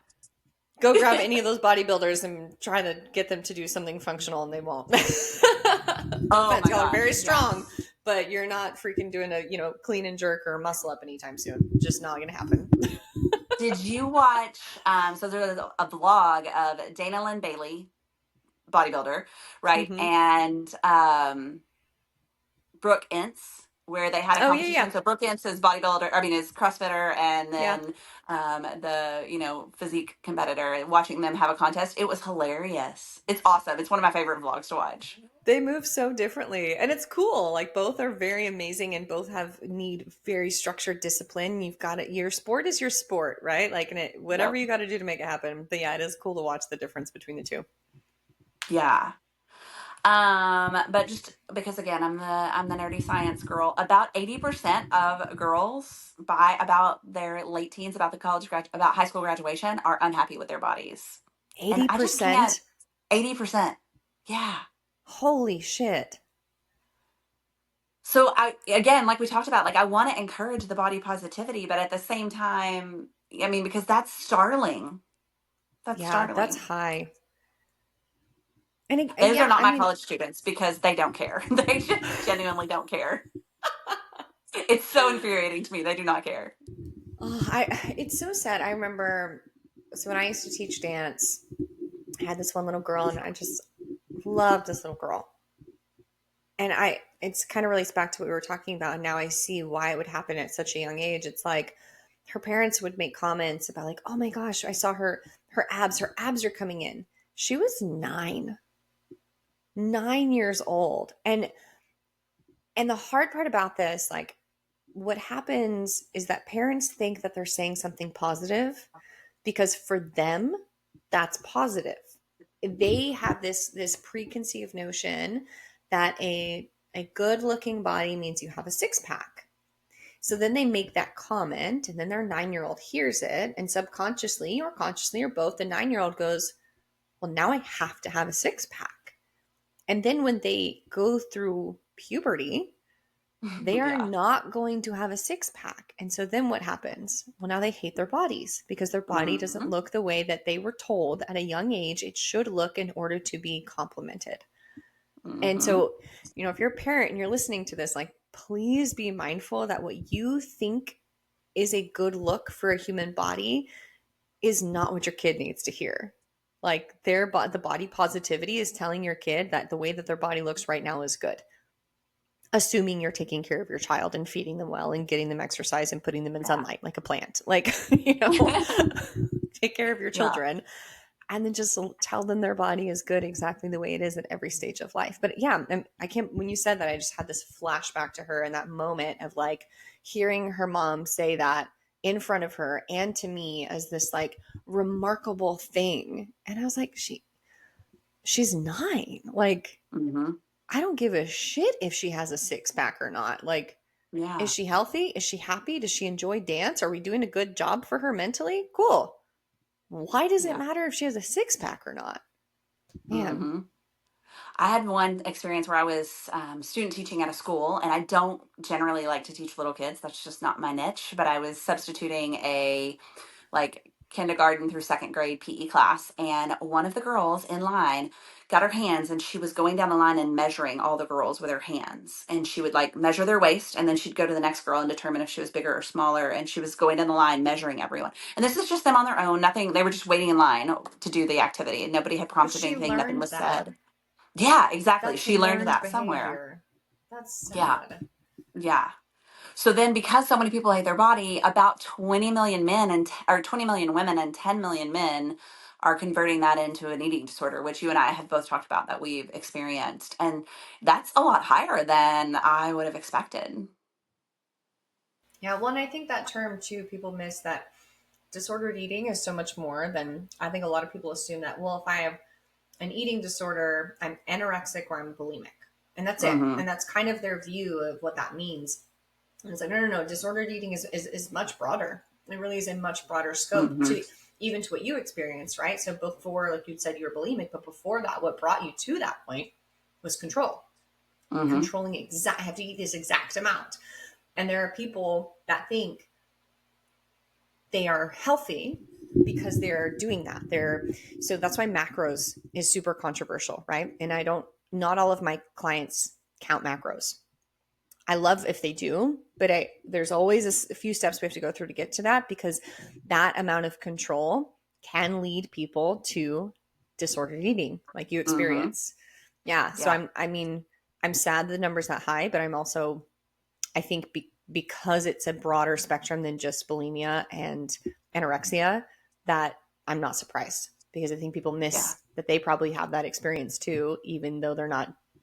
Just because you're not throwing up your dinner every night doesn't mean that you don't have Mm-hmm. some type of disordered eating.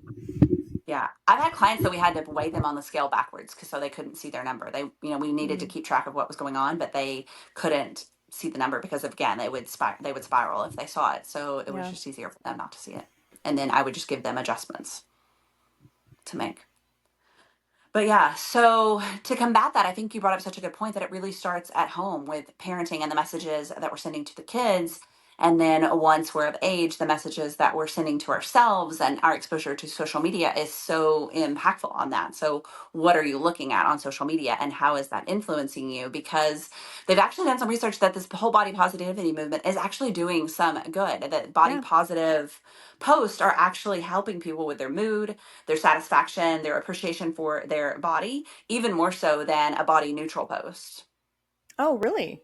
hmm So it can help, but again, it starts with the messaging and how are you receiving it and what are you following it and are you comparing to it? And my one of my former clients used to always remind me like comparison is the thief of joy. And Mm, I was comparing, like right now I'm struggling because I'm comparing myself to myself, but it's still comparison, right? So whether you're comparing yourself to past you or to other people, it really just steals so much from us. yeah, that's a good point too, in terms of, you know, I see this more so less with body image, at least with what people have told me. Who knows if they're actually struggling with it? I'm sure that they are, but a lot of my members, their thief of their joy is comparing themselves to where they were fitness wise 5 years ago. hmm I see it all the time. And we have 1 rep max weeks at the gym, right? We'll do a 9-week cycle, and then we'll go for a 1 rep max back squat, which is, those of you who don't know, it's how heavy can you do a back squat one time, and the most weight that you could possibly do to standard. And I'll have these people who are like in their 40s and 50s, and they'll go, oh, well, I mean, it's not what I did last time. It's not my PR. So I always ask them, like, when was that? And they're like, oh, 20 years ago. I'm like, oh, well, that's okay. Like, stop comparing 40-year-old you to 20-year-old you, because they are different people in every way. But the same is true for this, like, yeah, stop comparing yourself to, my favorite thing to tell my clients, if they have a pair of jeans, this is the old thing, right? Like, oh, I keep my skinny jeans. One day I'm going to fit back into them. The first thing I do is say, throw those freaking jeans in the trash. Like, Go donate them. Get rid of those jeans. That's not for you anymore. And that's okay. Those are not your jeans. Stop putting them on, because what happens is every time you put them on, you're reminded of all the things you're not. You're reminded, and this negative thought process, oh, I'm not that size anymore. I don't look this way anymore. And it's like, yeah, good. You shouldn't. You should change. Your body should be different. Go find some jeans that fit you and then put them on and go, wow, I look amazing in these jeans. And I love my body in these jeans. And I love the way they feel, and I love the way they fit. So you're right. Yeah, it's like, stop comparing yourself to other people first and foremost, and stop comparing yourself to old you. They're different. That's a different you. She's done. Like, Okay, I feel like I'm your client and I needed that message today because I put on a pair of pants the other day and they were so tight on my thighs that I was like, I'm miserable. Like, I'm so uncomfortable today. So before we went to Vegas, I went and bought a pair of jeans that were two sizes too big of what I would normally buy. I was the happiest girl in Vegas all day long because they were not tight on good. my legs. I was so comfortable, free. I could move, I could kick, I could do whatever I wanted. And I just loved it. It was awesome. It was the best thing that I could have done. I love that. And the best part about that is, like, nobody knows what size pants you're wearing, right? Like, Exactly. nobody was like, oh my gosh, she put on a size 12, and 3 months ago she was wearing a size 10. Nobody knows that. Like, Yeah, it's even on the Levi's, it's not on the outside of the pants anymore, right? Like, we're not exactly, wearing which is those Levi's from the great, 90s. Yeah. right? The Yeah, no number one is needs not to on the see your outside. 28-inch waist or whatever. No one cares. Yeah. Yeah, and I I used to I tell my love that you clients that all brought the that time. up. Yeah. I tell people all the time, like, nobody knows what you're wearing. Nobody has Yeah. any idea what size clothes you are. They make assumptions and they assume, and they're probably wrong. Like, and also, so the other little trick that I have, start shopping at stores where a bigger size reads as a smaller number. I do this all the time. Venus.com, I wear a freaking size 2. I haven't been a size 2 since I was like 9 years old. Okay. I'm not a size 2 anywhere. But at that store, sure, on the days where I'm not feeling super great, I'm like, oh yeah, look at my little size 2 jeans. I have a 29-inch waist. Like, no, I'm not a size 2. Let's be real. But that's Yeah. just a little trick that we can do for ourselves to, like, find the brands that, one, you love, one, they fit comfortably, and the other option is just rip the size off. Like, if they fit, buy them and then cut the tag out. Put a Sharpie. Yeah. Who gives a shit? No one's gonna Well, and see think, it. yeah, when did we start letting that size dictate how we felt? Because again, no one sees it and no one knows, right? Like, and it's not even the old school days where you had a clerk who was pulling clothing off the rack for you. You're going and buying it or you're ordering it Yeah. online. Literally no one knows what size your pants are. Yeah, I thank think you, COVID. Like, confidence. you don't ever have to go to a Yeah. store again if you don't want to. You can order that shit and send it back and try again. Like, Well, and now everything comes in stretchy pants. Like, you can just get away with wearing stretchy yes. pants every day, all day, right? So I think that's what had happened before I put my jeans on. I'd done like a week of stretchy pants and then I put my jeans on and I was like, oh, jeans, hello. Ooh, jeans, Um, real jeans too. And you put on like Levi's or ring like real jeans. real jeans. They don't Yeah. forgive. They're not No, stretchy. but now everything has stretchy in it. Yeah. So who even cares? And I just don't know where we stop, like where it came from that we needed to let that number dictate how we felt about ourselves. Well, I think a big part of that, you know, is we have, and I guess this is where the body positivity movement is good, right? So I think there, we in society, no matter what subject it is, we're going to see the scales tip, right? So for a long time, the 90s and early 2000s, the scales were tipped in favor of the skinnier the better, right? The smaller you were, you looked like Hmm. Paris Hilton, you're gold. Get those low ride jeans in, show off, your hips. Are you bony? Great, we love it. So it makes sense to me that in society we will see the shift go the other way. And I think that's what Hmm. we've been seeing, right? Over since 2012. Like you said, it's been around longer than I think we really realized, that we saw this shift moving towards, okay, well, nobody really wants that anymore. Now we're going to see this rise in the opposite. The bigger the better, right? You have a bigger Hmm. body, you're a bigger bodied person. So great. Let's amplify that. Hmm. Both of those extremes are bad, right? There is neutrality somewhere. So I think what we need to find is where's the balance? Can we bring those scales back down so they're even, so that we're not super, super tiny, skinny, and super unhealthy, and we're not super, super big and super unhealthy? Because like you said, both of those extremes are unhealthy. Just because somebody is skinny and small doesn't mean that they're healthy. And then Yeah. the same is true for the other side. Just because somebody is a larger bodied person and an Olympian doesn't mean that they're healthy. Like, those are not the biomarkers of health. Um, yeah, yeah, we can't let that dictate us. And, even further back than that, if you think like, look at Mona Lisa, right? She was the epitome of beauty for the longest time. And she had the RBF, like you were talking about. I think that's funny too, right? Like Mona Lisa was this thing. And then we went through this curvier era where, curvy women were really desired, like you talked about earlier. And then you saw shifts in like how models started to come out. I read the most interesting thing this week. My aunt sent me a memoir that my great grandmother had written. My great grandmother lived to be Cool. 102. She was born in 1900, and she had written that one of the questions in the memoir was, who were celebrities, who was famous when you were Hmm. younger, or like in your early years, in your 20s and stuff. And she wrote, I don't know. There wasn't really famous people then, because Oh, think about yeah. it. They didn't have social media. They didn't really have newspapers. They, like cars were still new, phones were still new, like all this stuff. They didn't really have as much access to information. And I almost think we have too much access to information. We have too many opportunities to look at celebrities and too many people that we can follow on social media that are influencers and TV and all these places, the internet, where we can find all these people that, we don't necessarily need to know what's happening in their lives or how things are happening. Like, Oh, I start at agree. A home. 1000%. I feel like, yes, we are too, I mean, again, another episode topic to talk about. Like, we're too connected. Like, we are Yeah. just, and that connection, me personally, I think it stems from reality TV. I am a hater on reality TV. I will admit it. It's not for me. I think it's trash. I'm not a fan. And I think that that is one of the biggest reasons why social media has gone the way that it has gone, is because it introduced us to other people's lives. And we got to see in Hmm. and like really see their lives.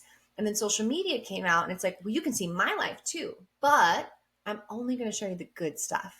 I'm only going to Hmm. make it interesting. And you're right. Like, everyone's a celebrity, everyone's an influencer.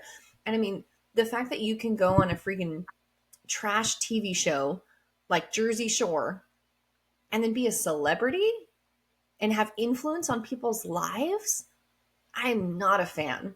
And I think Yeah. that's what social media has become. The more controversial you are, the more people don't like you, the more you stir shit up, Hmm. whether or not you believe in it, whether or not it's a good cause, all of a sudden you're famous and people eat that shit up. And I'm like, Yep. I don't want any part of that. Like, I don't want any association. So I love that. I love that, she lived in this era where it's like, I don't know who's famous, the queen? Like, Yeah. the queen's Yeah. famous, and like, The okay, president of the behind United that, the States. Pope. That's it. Yeah. Yeah. Yeah. I know, it's such a different era. I will admit that I am so gluttonous when it comes to reality TV. That's literally all I've done this week. Poor Will. I have like been in my pajamas or workout clothes and no makeup, and literally just been watching reality TV while I finished up grading and have been doing projects around the house. I've got it Oh on my Netflix god. on my phone. I What's just your carry it around reality the house. TV show go to? What are you I watching? like okay. I have to know. So I really like the like dating and marriage shows like Love is Blind, Married at First Sight. Those or Ultimatum is the other one I'm watching. I think I'm a sociologist and I think I'm a sex therapist in my previous life or in my next life somewhere in there. So I'm super interested in just the way relationships develop and the way people respond. Like I think I should have studied sociology really or psychology somewhere in there. It's funny that you say that. My mom, a few months ago, I guess, wow, almost a year ago now, I don't remember what it was. Something sparked her interest and she sent me this link. She goes, I think you should be a sex therapist. Just like kind of randomly out of the blue. But what's weird about that is like, it wasn't weird. And I was like, yeah, mom, like Yeah. I actually thought about doing that. Like there was a time where I was like, I would freaking love to be a sex therapist. Like Yeah. teach women how to have great sex, teach men how to treat women differently and better. Um, and nowadays just anybody, whatever, it doesn't matter how you identify, like just have better sex, not only with Yeah. each other, but also with yourself. Like that's important. Yeah. So yeah, I'm with you on that. I do think that's fascinating. Like how people interact, how our social cues work, Hmm. how are we attracted to each other and not attracted to other people. One thing Hmm. that always gets me is like, and we are so off topic right now, but I don't even care. It's the glass of champagne that I had. Um, um, is Thank you, the Ryan. whole idea that thank you, babe. This is all my boyfriend on this podcast. The concept of like seeing somebody who's physically attractive but being unattracted to them. Does that happen to you? Hmm. Like I see people sometimes and I'm like, gorgeous human, like top, head to toe, like yes, zero interest, like not. I mean, just nothing. And I'm like, Yeah. why? Like, what is that about? Like that feels different to me. And then the same in reverse. Then sometimes, I remember in my 20s, I took this acting class, and this guy who is not somebody who I would normally find physically attractive, and I didn't look at them and think they were attractive. I was like the chemistry between me and this person was unreal. So much so that he Hmm. actually told me, he's like, we did this scene, we were doing scenes together and I got partnered with someone else. And he's like, I really think you and I should be partners for this. And it was a very like high intensity romantic scene. And I was like, why? And he's like, we have really good chemistry. And I was like, in my mind, I'm like, what is happening? Like, I don't think this person's attractive, but yes, I agree with you. Like, what? I'm so curious. Like, where does that come from? Did you I learn anything know. about that on your reality TV shows? Like, you have answers for me? I have No, I questions. don't. But I just think it's interesting too because in the Love is Blind, that's what's really cool is they fall in love based on just voices only, right? Just conversation. They don't see each other. And then it's always interesting, like once they see each other, how much that changes the nature of the relationship. They are like Hmm. have declared love to each other. They have proposed at this point. They are engaged. They have said yes. And then they see each other and they're like, Whoa. wait, I don't know. Your voice and your body don't match. You're not what I was picturing. Hmm. Or some people are like, I don't care what you look like. And it's really interesting. But then the other one was that I was watching this week was the Married at First Sight. And the people went in and said, I specifically like this type of person. And everybody got exactly what they were asked for. And this guy was with literally a beauty queen. She was literally won pageants all over the world. And he was not physically attracted to her. He was like, I'm just not sexually attracted to her at all. And he was a very sexual person. Like when they met, he was already asking questions about sex, but like once he got to know her, he wasn't interested in her sexually. And I thought that was just I super wonder, fascinating. there has to be like statistics out there about that. Like, what are the numbers of people who fall in love based on personality and voice and then see somebody physically and go, oh, never mind.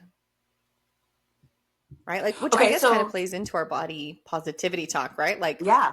how much of how somebody else looks affects, or I'm sorry, how much of how you think somebody else thinks you look affects how you treat yourself and what you do. And, I won't lie. Like, I work out to look good for other people.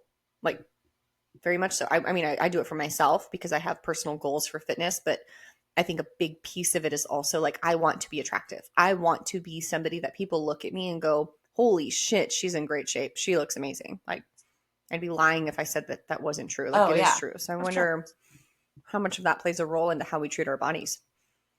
Well, so what when you are looking for someone, like before you met Ryan or before y'all started dating, like when you initially saw him, what was your just initial visual impression? Okay. I I, mean, I think again it's kind of relevant because again, how would you you've choose met someone? Ryan. But I used to be accused of being what would you call it? Like I only hung out with fit people. Like someone was very offended that I only hung out Mm, with fit people. And I'm like, but it's not necessarily because of their looks, it's because of what we have in common, that we like right. That's just to the do nature the of what you same do. things, right? So they thought that I was Absolutely. very prejudiced in that. And I thought that was kind of judgmental of them. But at the same time, I was like, it boils down to so much more than the way they look. But yeah, Well, so that, I were mean, you that makes looking sense for a because fit I got that, person? or in the verse was like, well, yeah, and I agree with you. Like I remember as a dancer, when I was a professional dancer, everyone was like, "Oh my god, all your girlfriends are so gorgeous." I'm like, "Yeah, they're all fucking ballerinas." Like, duh, or we're all like. So I mean, it's the same thing, right? It's like, "Oh, all your friends are fitness." Well, you live and eat, sleep, and breathe the fitness world, so that makes Yeah. sense. Um, that's like dating an NFL player and be like, "Oh my gosh, all of your friends are so huge and giant." Yes, that adds up. Yeah. So funny story about Ryan and I. So when I first met Ryan, I very much experienced his personality before really soaking in his looks. Hmm. Because he's got a big personality, as you know. So if you Hmm. don't know the man that I love, his personality is very big. And in the gym and in the noon class CrossFit setting, he was just big and loud and fun. And so that was really, I think that overpowered his looks for me. And not in a Hmm. negative way, it just is what it was. Like his personality was so much bigger. But when I was found myself actually attracted to him was twofold. Part of it was physical. But weirdly enough, it was his personality that led me to be physically attracted to him. So yes, I look for fit people. I like muscle. I want to see your muscles. That's important to me just because I think that to me is attractive. No shame, but like dad bod is not attractive to me personally. That is not a look that I think is sexy. So I've Yeah. How did always that been become a attracted. trend? I don't freaking know, Oh, but it ugh, is. no. And Let's like, okay, kill that right side now. note, do you watch Yellowstone? Oh, yeah. Okay, so Rip, not attractive to me in any way. Oh, hold on one second. This says that your recording has stopped due to an incoming call. Okay, it should be back Hold now because on. I declined the call.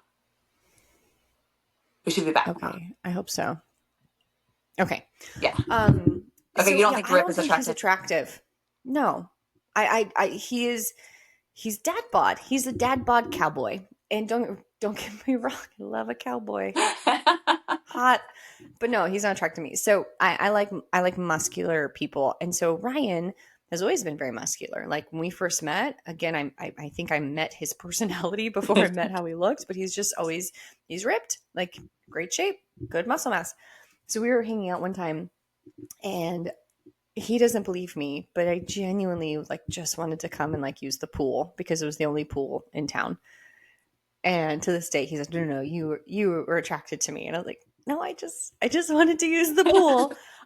So we were hanging out. I texted him and I was like, hey, uh, what time are you off work today? Like, I'd love to come swim. He's like, oh, I'm actually getting off. Like, he was getting off ridiculously early, and so I came over and we're hanging out at the pool, and I texted Liz. I remember texting her and I was like, tell me why I should not have sex with Ryan today. she, and the reason is because it was the first time like he and I had ever really hung out one on one. And so his personality went from being really big and loud and boisterous and fun, to being engaging and asking me questions and getting to know me. And I was like, oh, I haven't seen this side of you. And we found ourselves connecting about a lot of things. A lot of our morals were the same. A lot of our values were the same. And I was like, this is cool. He happened to also be very tan and very ripped with his like 18 pack abs and Yep. his giant biceps floating around in the pool on a floaty, so just like picturesque, like gorgeous, sexy man. And I was like, oh God, like I've never looked at you before. You're gorgeous. And I remember I texted Liz that, and she's like, yes, go for it.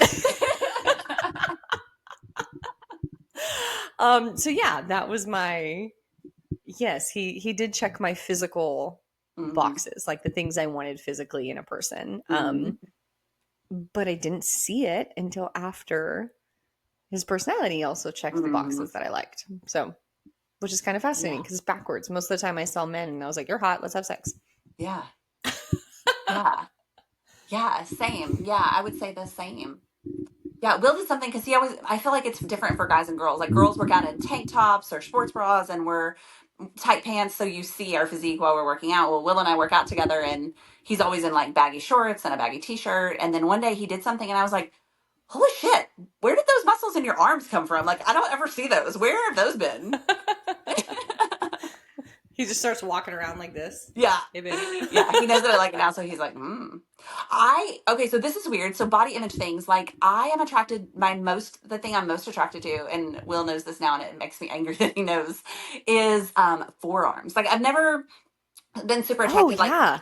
I've never had to have like a really fit, muscular, athletic guy. That's not, I've always been a cowboy, hardworking. They need to have calluses on their hands. They need to drive a pickup. Like those were my check boxes, right?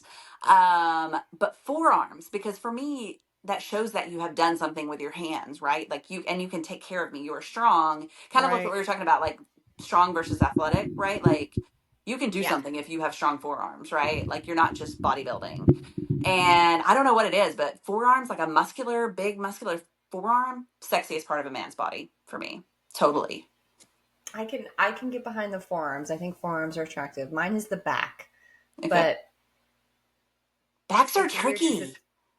I would say it's not just a guy thing. Like I love all backs. Okay. Like I think even so I'll watch, women in my gym like doing pull-ups and I'll just like be creepy and just like stare at their back muscles. There's just something about back muscles to me that I think Yeah. is I love it. I think they're beautiful. I think that's a beautiful part of the body. And so when I see a guy with a good back, I'm like, please turn around and have a good face. Yeah. But I Yeah. agree. I think the forearms are a good one. I think that's a sign of, it's hard to have skinny biceps and big forearms. So I Yeah. feel like those things are gonna all, build together. And I could never do the big muscular upper body guy with the toothpick legs. Oh, skinny legs. That was a turn off for me. Yeah, Like either just there's be all too many skinny leg or all days. muscular. Don't just forget that Right. you have legs. Which I feel bad for because I know genetically speaking, like that's hard for men. Like, the biological male body for most of them, not all of them, but a good chunk of them, like that's just not. Again, so the same with the women. Like we are waist down, men are waist up, Mm-hmm. and same thing in strength, right? Like our legs really strong, their upper body really strong. Like the two are just not going to compete. So I do feel bad when I see guys that have really good upper bodies and they got those skinny little legs. I'm sorry. And here we go, we're reintroducing all of the bad things that we just said that we shouldn't do about body I image, right? know. Like, let me pick apart your body parts. But I'm so glad we're doing it though, because like this is the society we live in, right? So society Mm-hmm. has these norms and these expectations that I think aren't always our fault. I do believe, and I don't know the research on this, so I'd be willing to look this up. Like, is there something in our DNA, in our genetic code that plays a role in these things that we're attracted to? Right? Is there something in our DNA that tells men, I want to be attracted to a woman with bigger hips? Mm-hmm. And then is there something in the DNA of women that says, I want to be attracted to a man with a bigger upper body? Yeah. And have those things developed because of those genes being passed down? I don't Yeah. know. I mean, it seems like that would make sense. Yeah. Well, evolutionarily, we know that men were attracted to women who could reproduce. That was what Mm-hmm. was why, how we were attracted to people, how men were attracted to women. And women were attracted to men who could provide and protect for them. And I think we've evolved, right? Because we know that societal standards have changed, but everything in my research and in my work, everything comes full circle. So we just keep recycling the same things. Like we're going to be into curvy women and then we're going to be into stick figure Yeah. women and then we're going to be into muscular women and then curvy women. And we're just going to keep rehashing that same cycle over and over again. Um, but yeah, I mean, that goes back to playing into masculine and feminine roles, right? Like the men was supposed to be the protector and the fighter and the woman was supposed to be the caretaker and the mother. So we could go Yeah. all the way down in that rabbit hole as well. Another episode, another time. Another time, another place. Yeah. So I think even as much as we want to promote body positivity or body neutrality, I think we're still gonna all be attracted to different things. You know, you and I just sat here and picked apart our men and the men we've been attracted to, and we don't ever get away from, you can't just ignore the body completely. You know, even when that show Love is Blind, when they've tried to do it and they've tried to get people to fall in love without any physical characteristics at all, once they see each other, it changes the dynamic, and we just can't escape that. You know, everybody has something different that they're looking for or attracted to or appeals to them. And that's the great part, is that not everybody likes the same thing. You know, like some men Yeah. like curvier women, some men like more athletic women, some men like skinny women. So there's a place for all of us. So it's just finding what you feel most confident and comfortable with, and then owning it. Yeah. And I think that, to take that one step further is you have to be comfortable. And I'm saying this more literally to myself. Like you have to be comfortable with the choice that you're making about your body and know that that's right for you. So, Mm. and the reason I say that is because Ryan, he is attracted to a more slender human. He's told me multiple times he likes the yoga look. And let me be very clear, he likes the white woman Western yoga look, not the traditional practice of yoga. Let's just be very clear of what he's looking for. Um, Oh, that's funny. which, to be fair, is what I looked like when we met. And I have to remind myself every day as I strive towards my personal athletic goals that I am putting on muscle and I am gaining muscle. And I'm not the body type that he met. And I'm not the body type that he has outwardly said he's most attracted to. And that is freaking tough some days. Like, there are Mm. definitely days where I am like, I look jacked and I feel like a badass. And then I remember, oh, but my boyfriend isn't attracted to this. So that is really challenging, but I love that I'm in a place in my life now where I can feel okay with that. And I give him shit for it all the time just because, I mean, I should. But like I love that I'm in a place where I'm like, okay, well, my goals right now, maybe not forever, but my goals right now are to be good at the sport that I've chosen. Mm-hmm. And when my goals change in, who knows, 5, 10 years, when I want to transition into like being a business owner or getting back into acting or who knows, then my body will adapt to that. And I just have to find that balance. And he is very supportive. Like, let me just make sure that I make it clear on the World Wide Web that he tells me all the time that he wants me to be happy and he supports my goals and da da da da. He's not It's not shaming like he's you. body shaming me. Yeah, no, he definitely does not. It's my own brain, my subconscious thought of like, oh yeah, the person that I want to be sexually attracted to me probably isn't quite as sexually attracted to my body right now as they would like to be. Um, so just for anybody who's like going through those phases of things, like it is 100% okay to put your choices first. Like whatever you're trying to do with your body, do that regardless of what anybody else in your life is telling you that they think is right for you, what you should do. Oh my God, the shoulds, right? Everyone has a should. You should do this. You should try this. You should. Ignore all of that stuff, find the right path that's right for you, and go for it, and like just see what happens with your body. It's going to change. It's going to be different than it was 6 months ago. It's going to be different a year from now.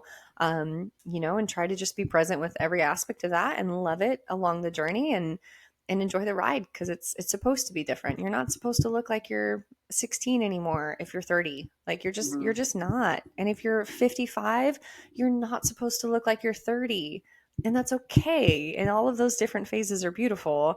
And yeah, anyways, that's my Yeah. TED talk about that.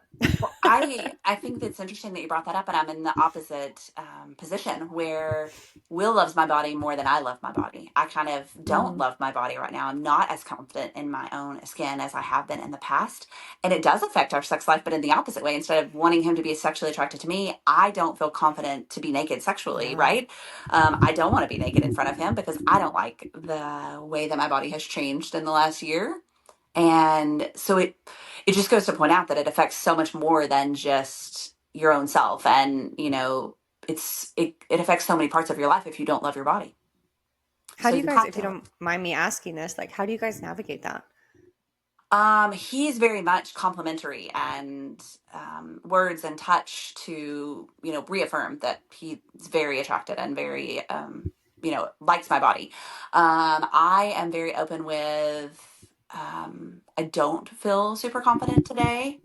Um, you know, and I just have to, you know, like we're pretty good at communicating and open about sharing like how I'm feeling Good. that day and he's just constant and steady about it. Yeah. So, like, do you find that will he go out of his way to do that regardless, or do you have to tell him on days like, hey, I'm feeling really low about myself, like I could use extra words of affirmation, or I could use extra touch, or is that just kind of his normal? No, that's his normal. It's more that days I have to be like, hey, listen, please don't touch me because I don't feel sexy. And if you touch Hmm. my stomach, it feels fat and it makes me insecure when you touch it. Yeah. How does that go? I don't, I would, you know, that's a good question. I should ask him how he feels about it. He's very understanding and, Hmm.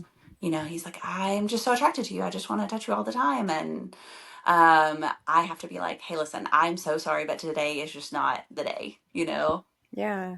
Yeah.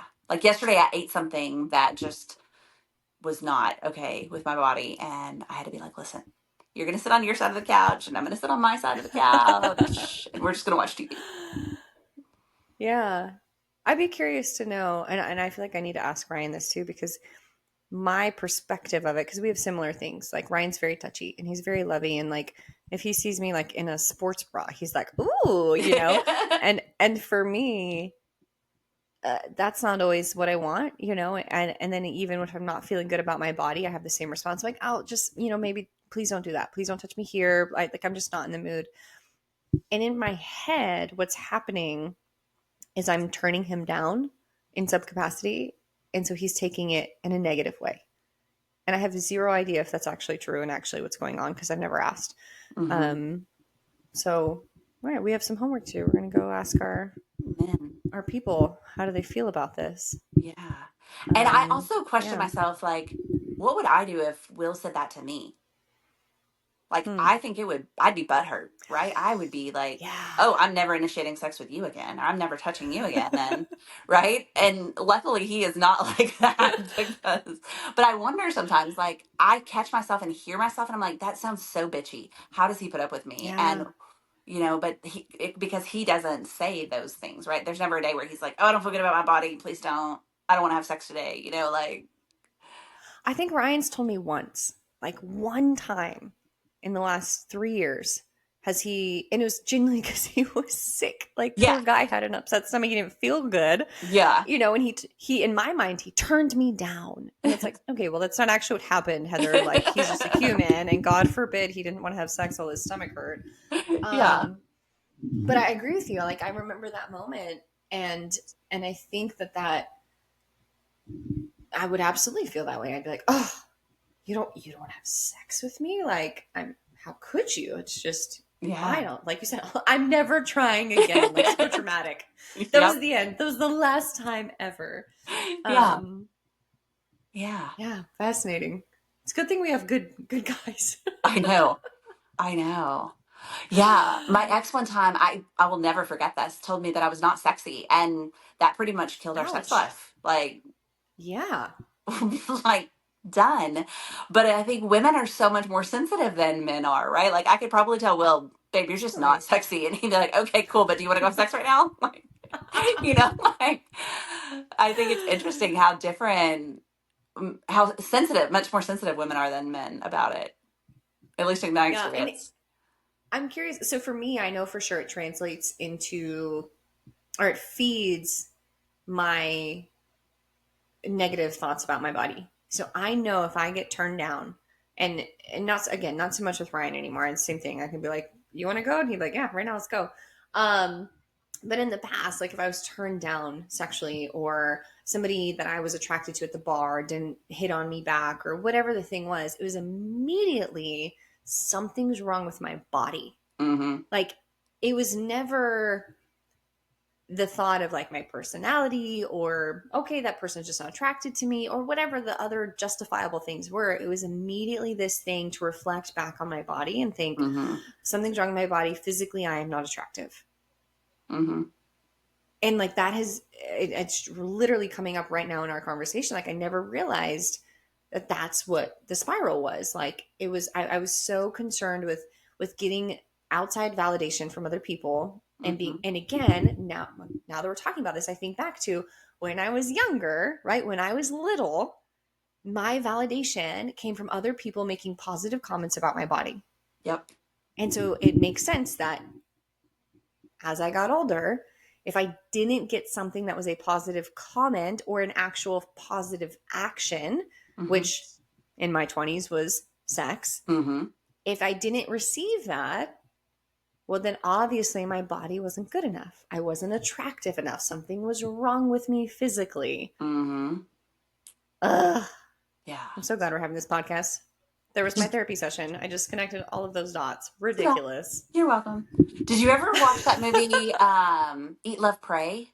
Eat, Pray, Love, Eat, Love, Oh, Pray? yeah. I freaking love that Look it up. movie. And I love Yeah. the book. The book's amazing. Yeah. Eat, But the Pray, Love. scene Yeah. where the girls, her and the blonde girl are eating pizza.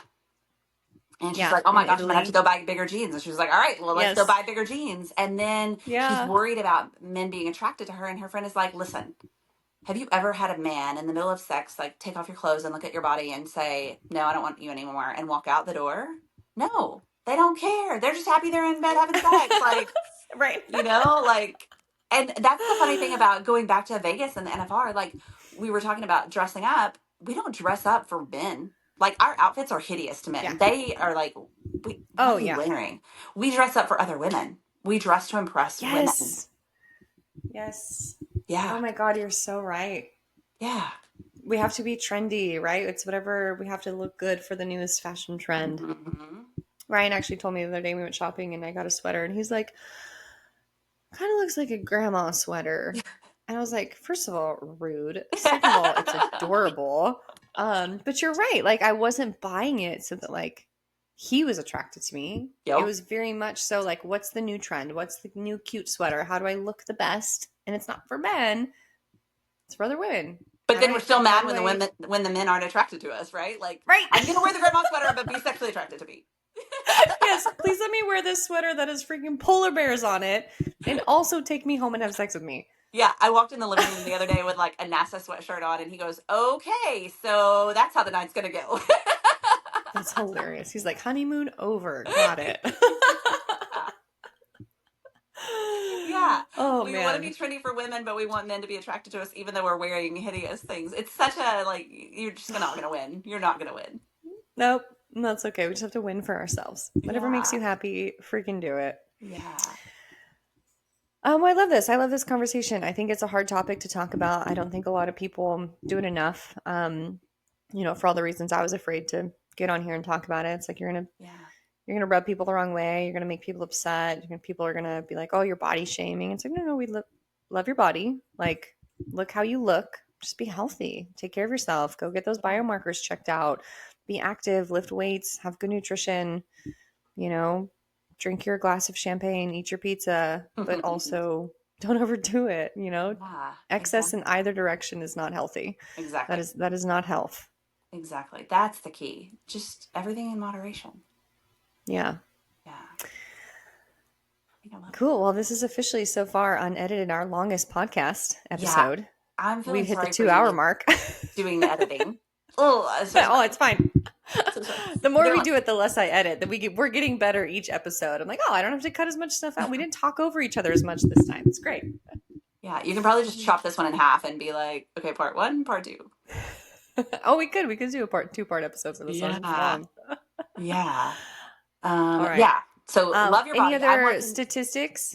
Or yeah, go for it. What else do we need to know? How do we need to Yeah, wrap this up? no, What are the main points? yeah, last thing I was going to say is just I think, where I am personally is just learning to love the body that I have now as a 46-year-old. I don't even know how old I am. 46-year-old, and Question mark. not comparing it to my 20 and 30-year-old body, and loving all the things that it's already done for me and all the things that it's still doing for me while I'm Mm, still trying to maintain my health, still trying to get sleep and exercise and eat, like you said, all the things that we're supposed to do. So I think that you can have love for your body and still be trying to be your best self. yeah. Absolutely. Yeah. Let's end it on that. That's great. Thank you so much for all of your information and all the statistics. And If you guys have questions, reach out to us. If you have your story to share and your journey of your, body positivity or anything that you've experienced, definitely let us know. We'd love to hear it. Yeah. Thanks, everybody. All right. We'll have a very happy holiday. Next week is Christmas and Hanukkah, so enjoy. And then we'll have another podcast episode out in the new year, 2025. Yeah. Yay. All right. I will talk to you later. Have a wonderful night. Bye, girl. Bye.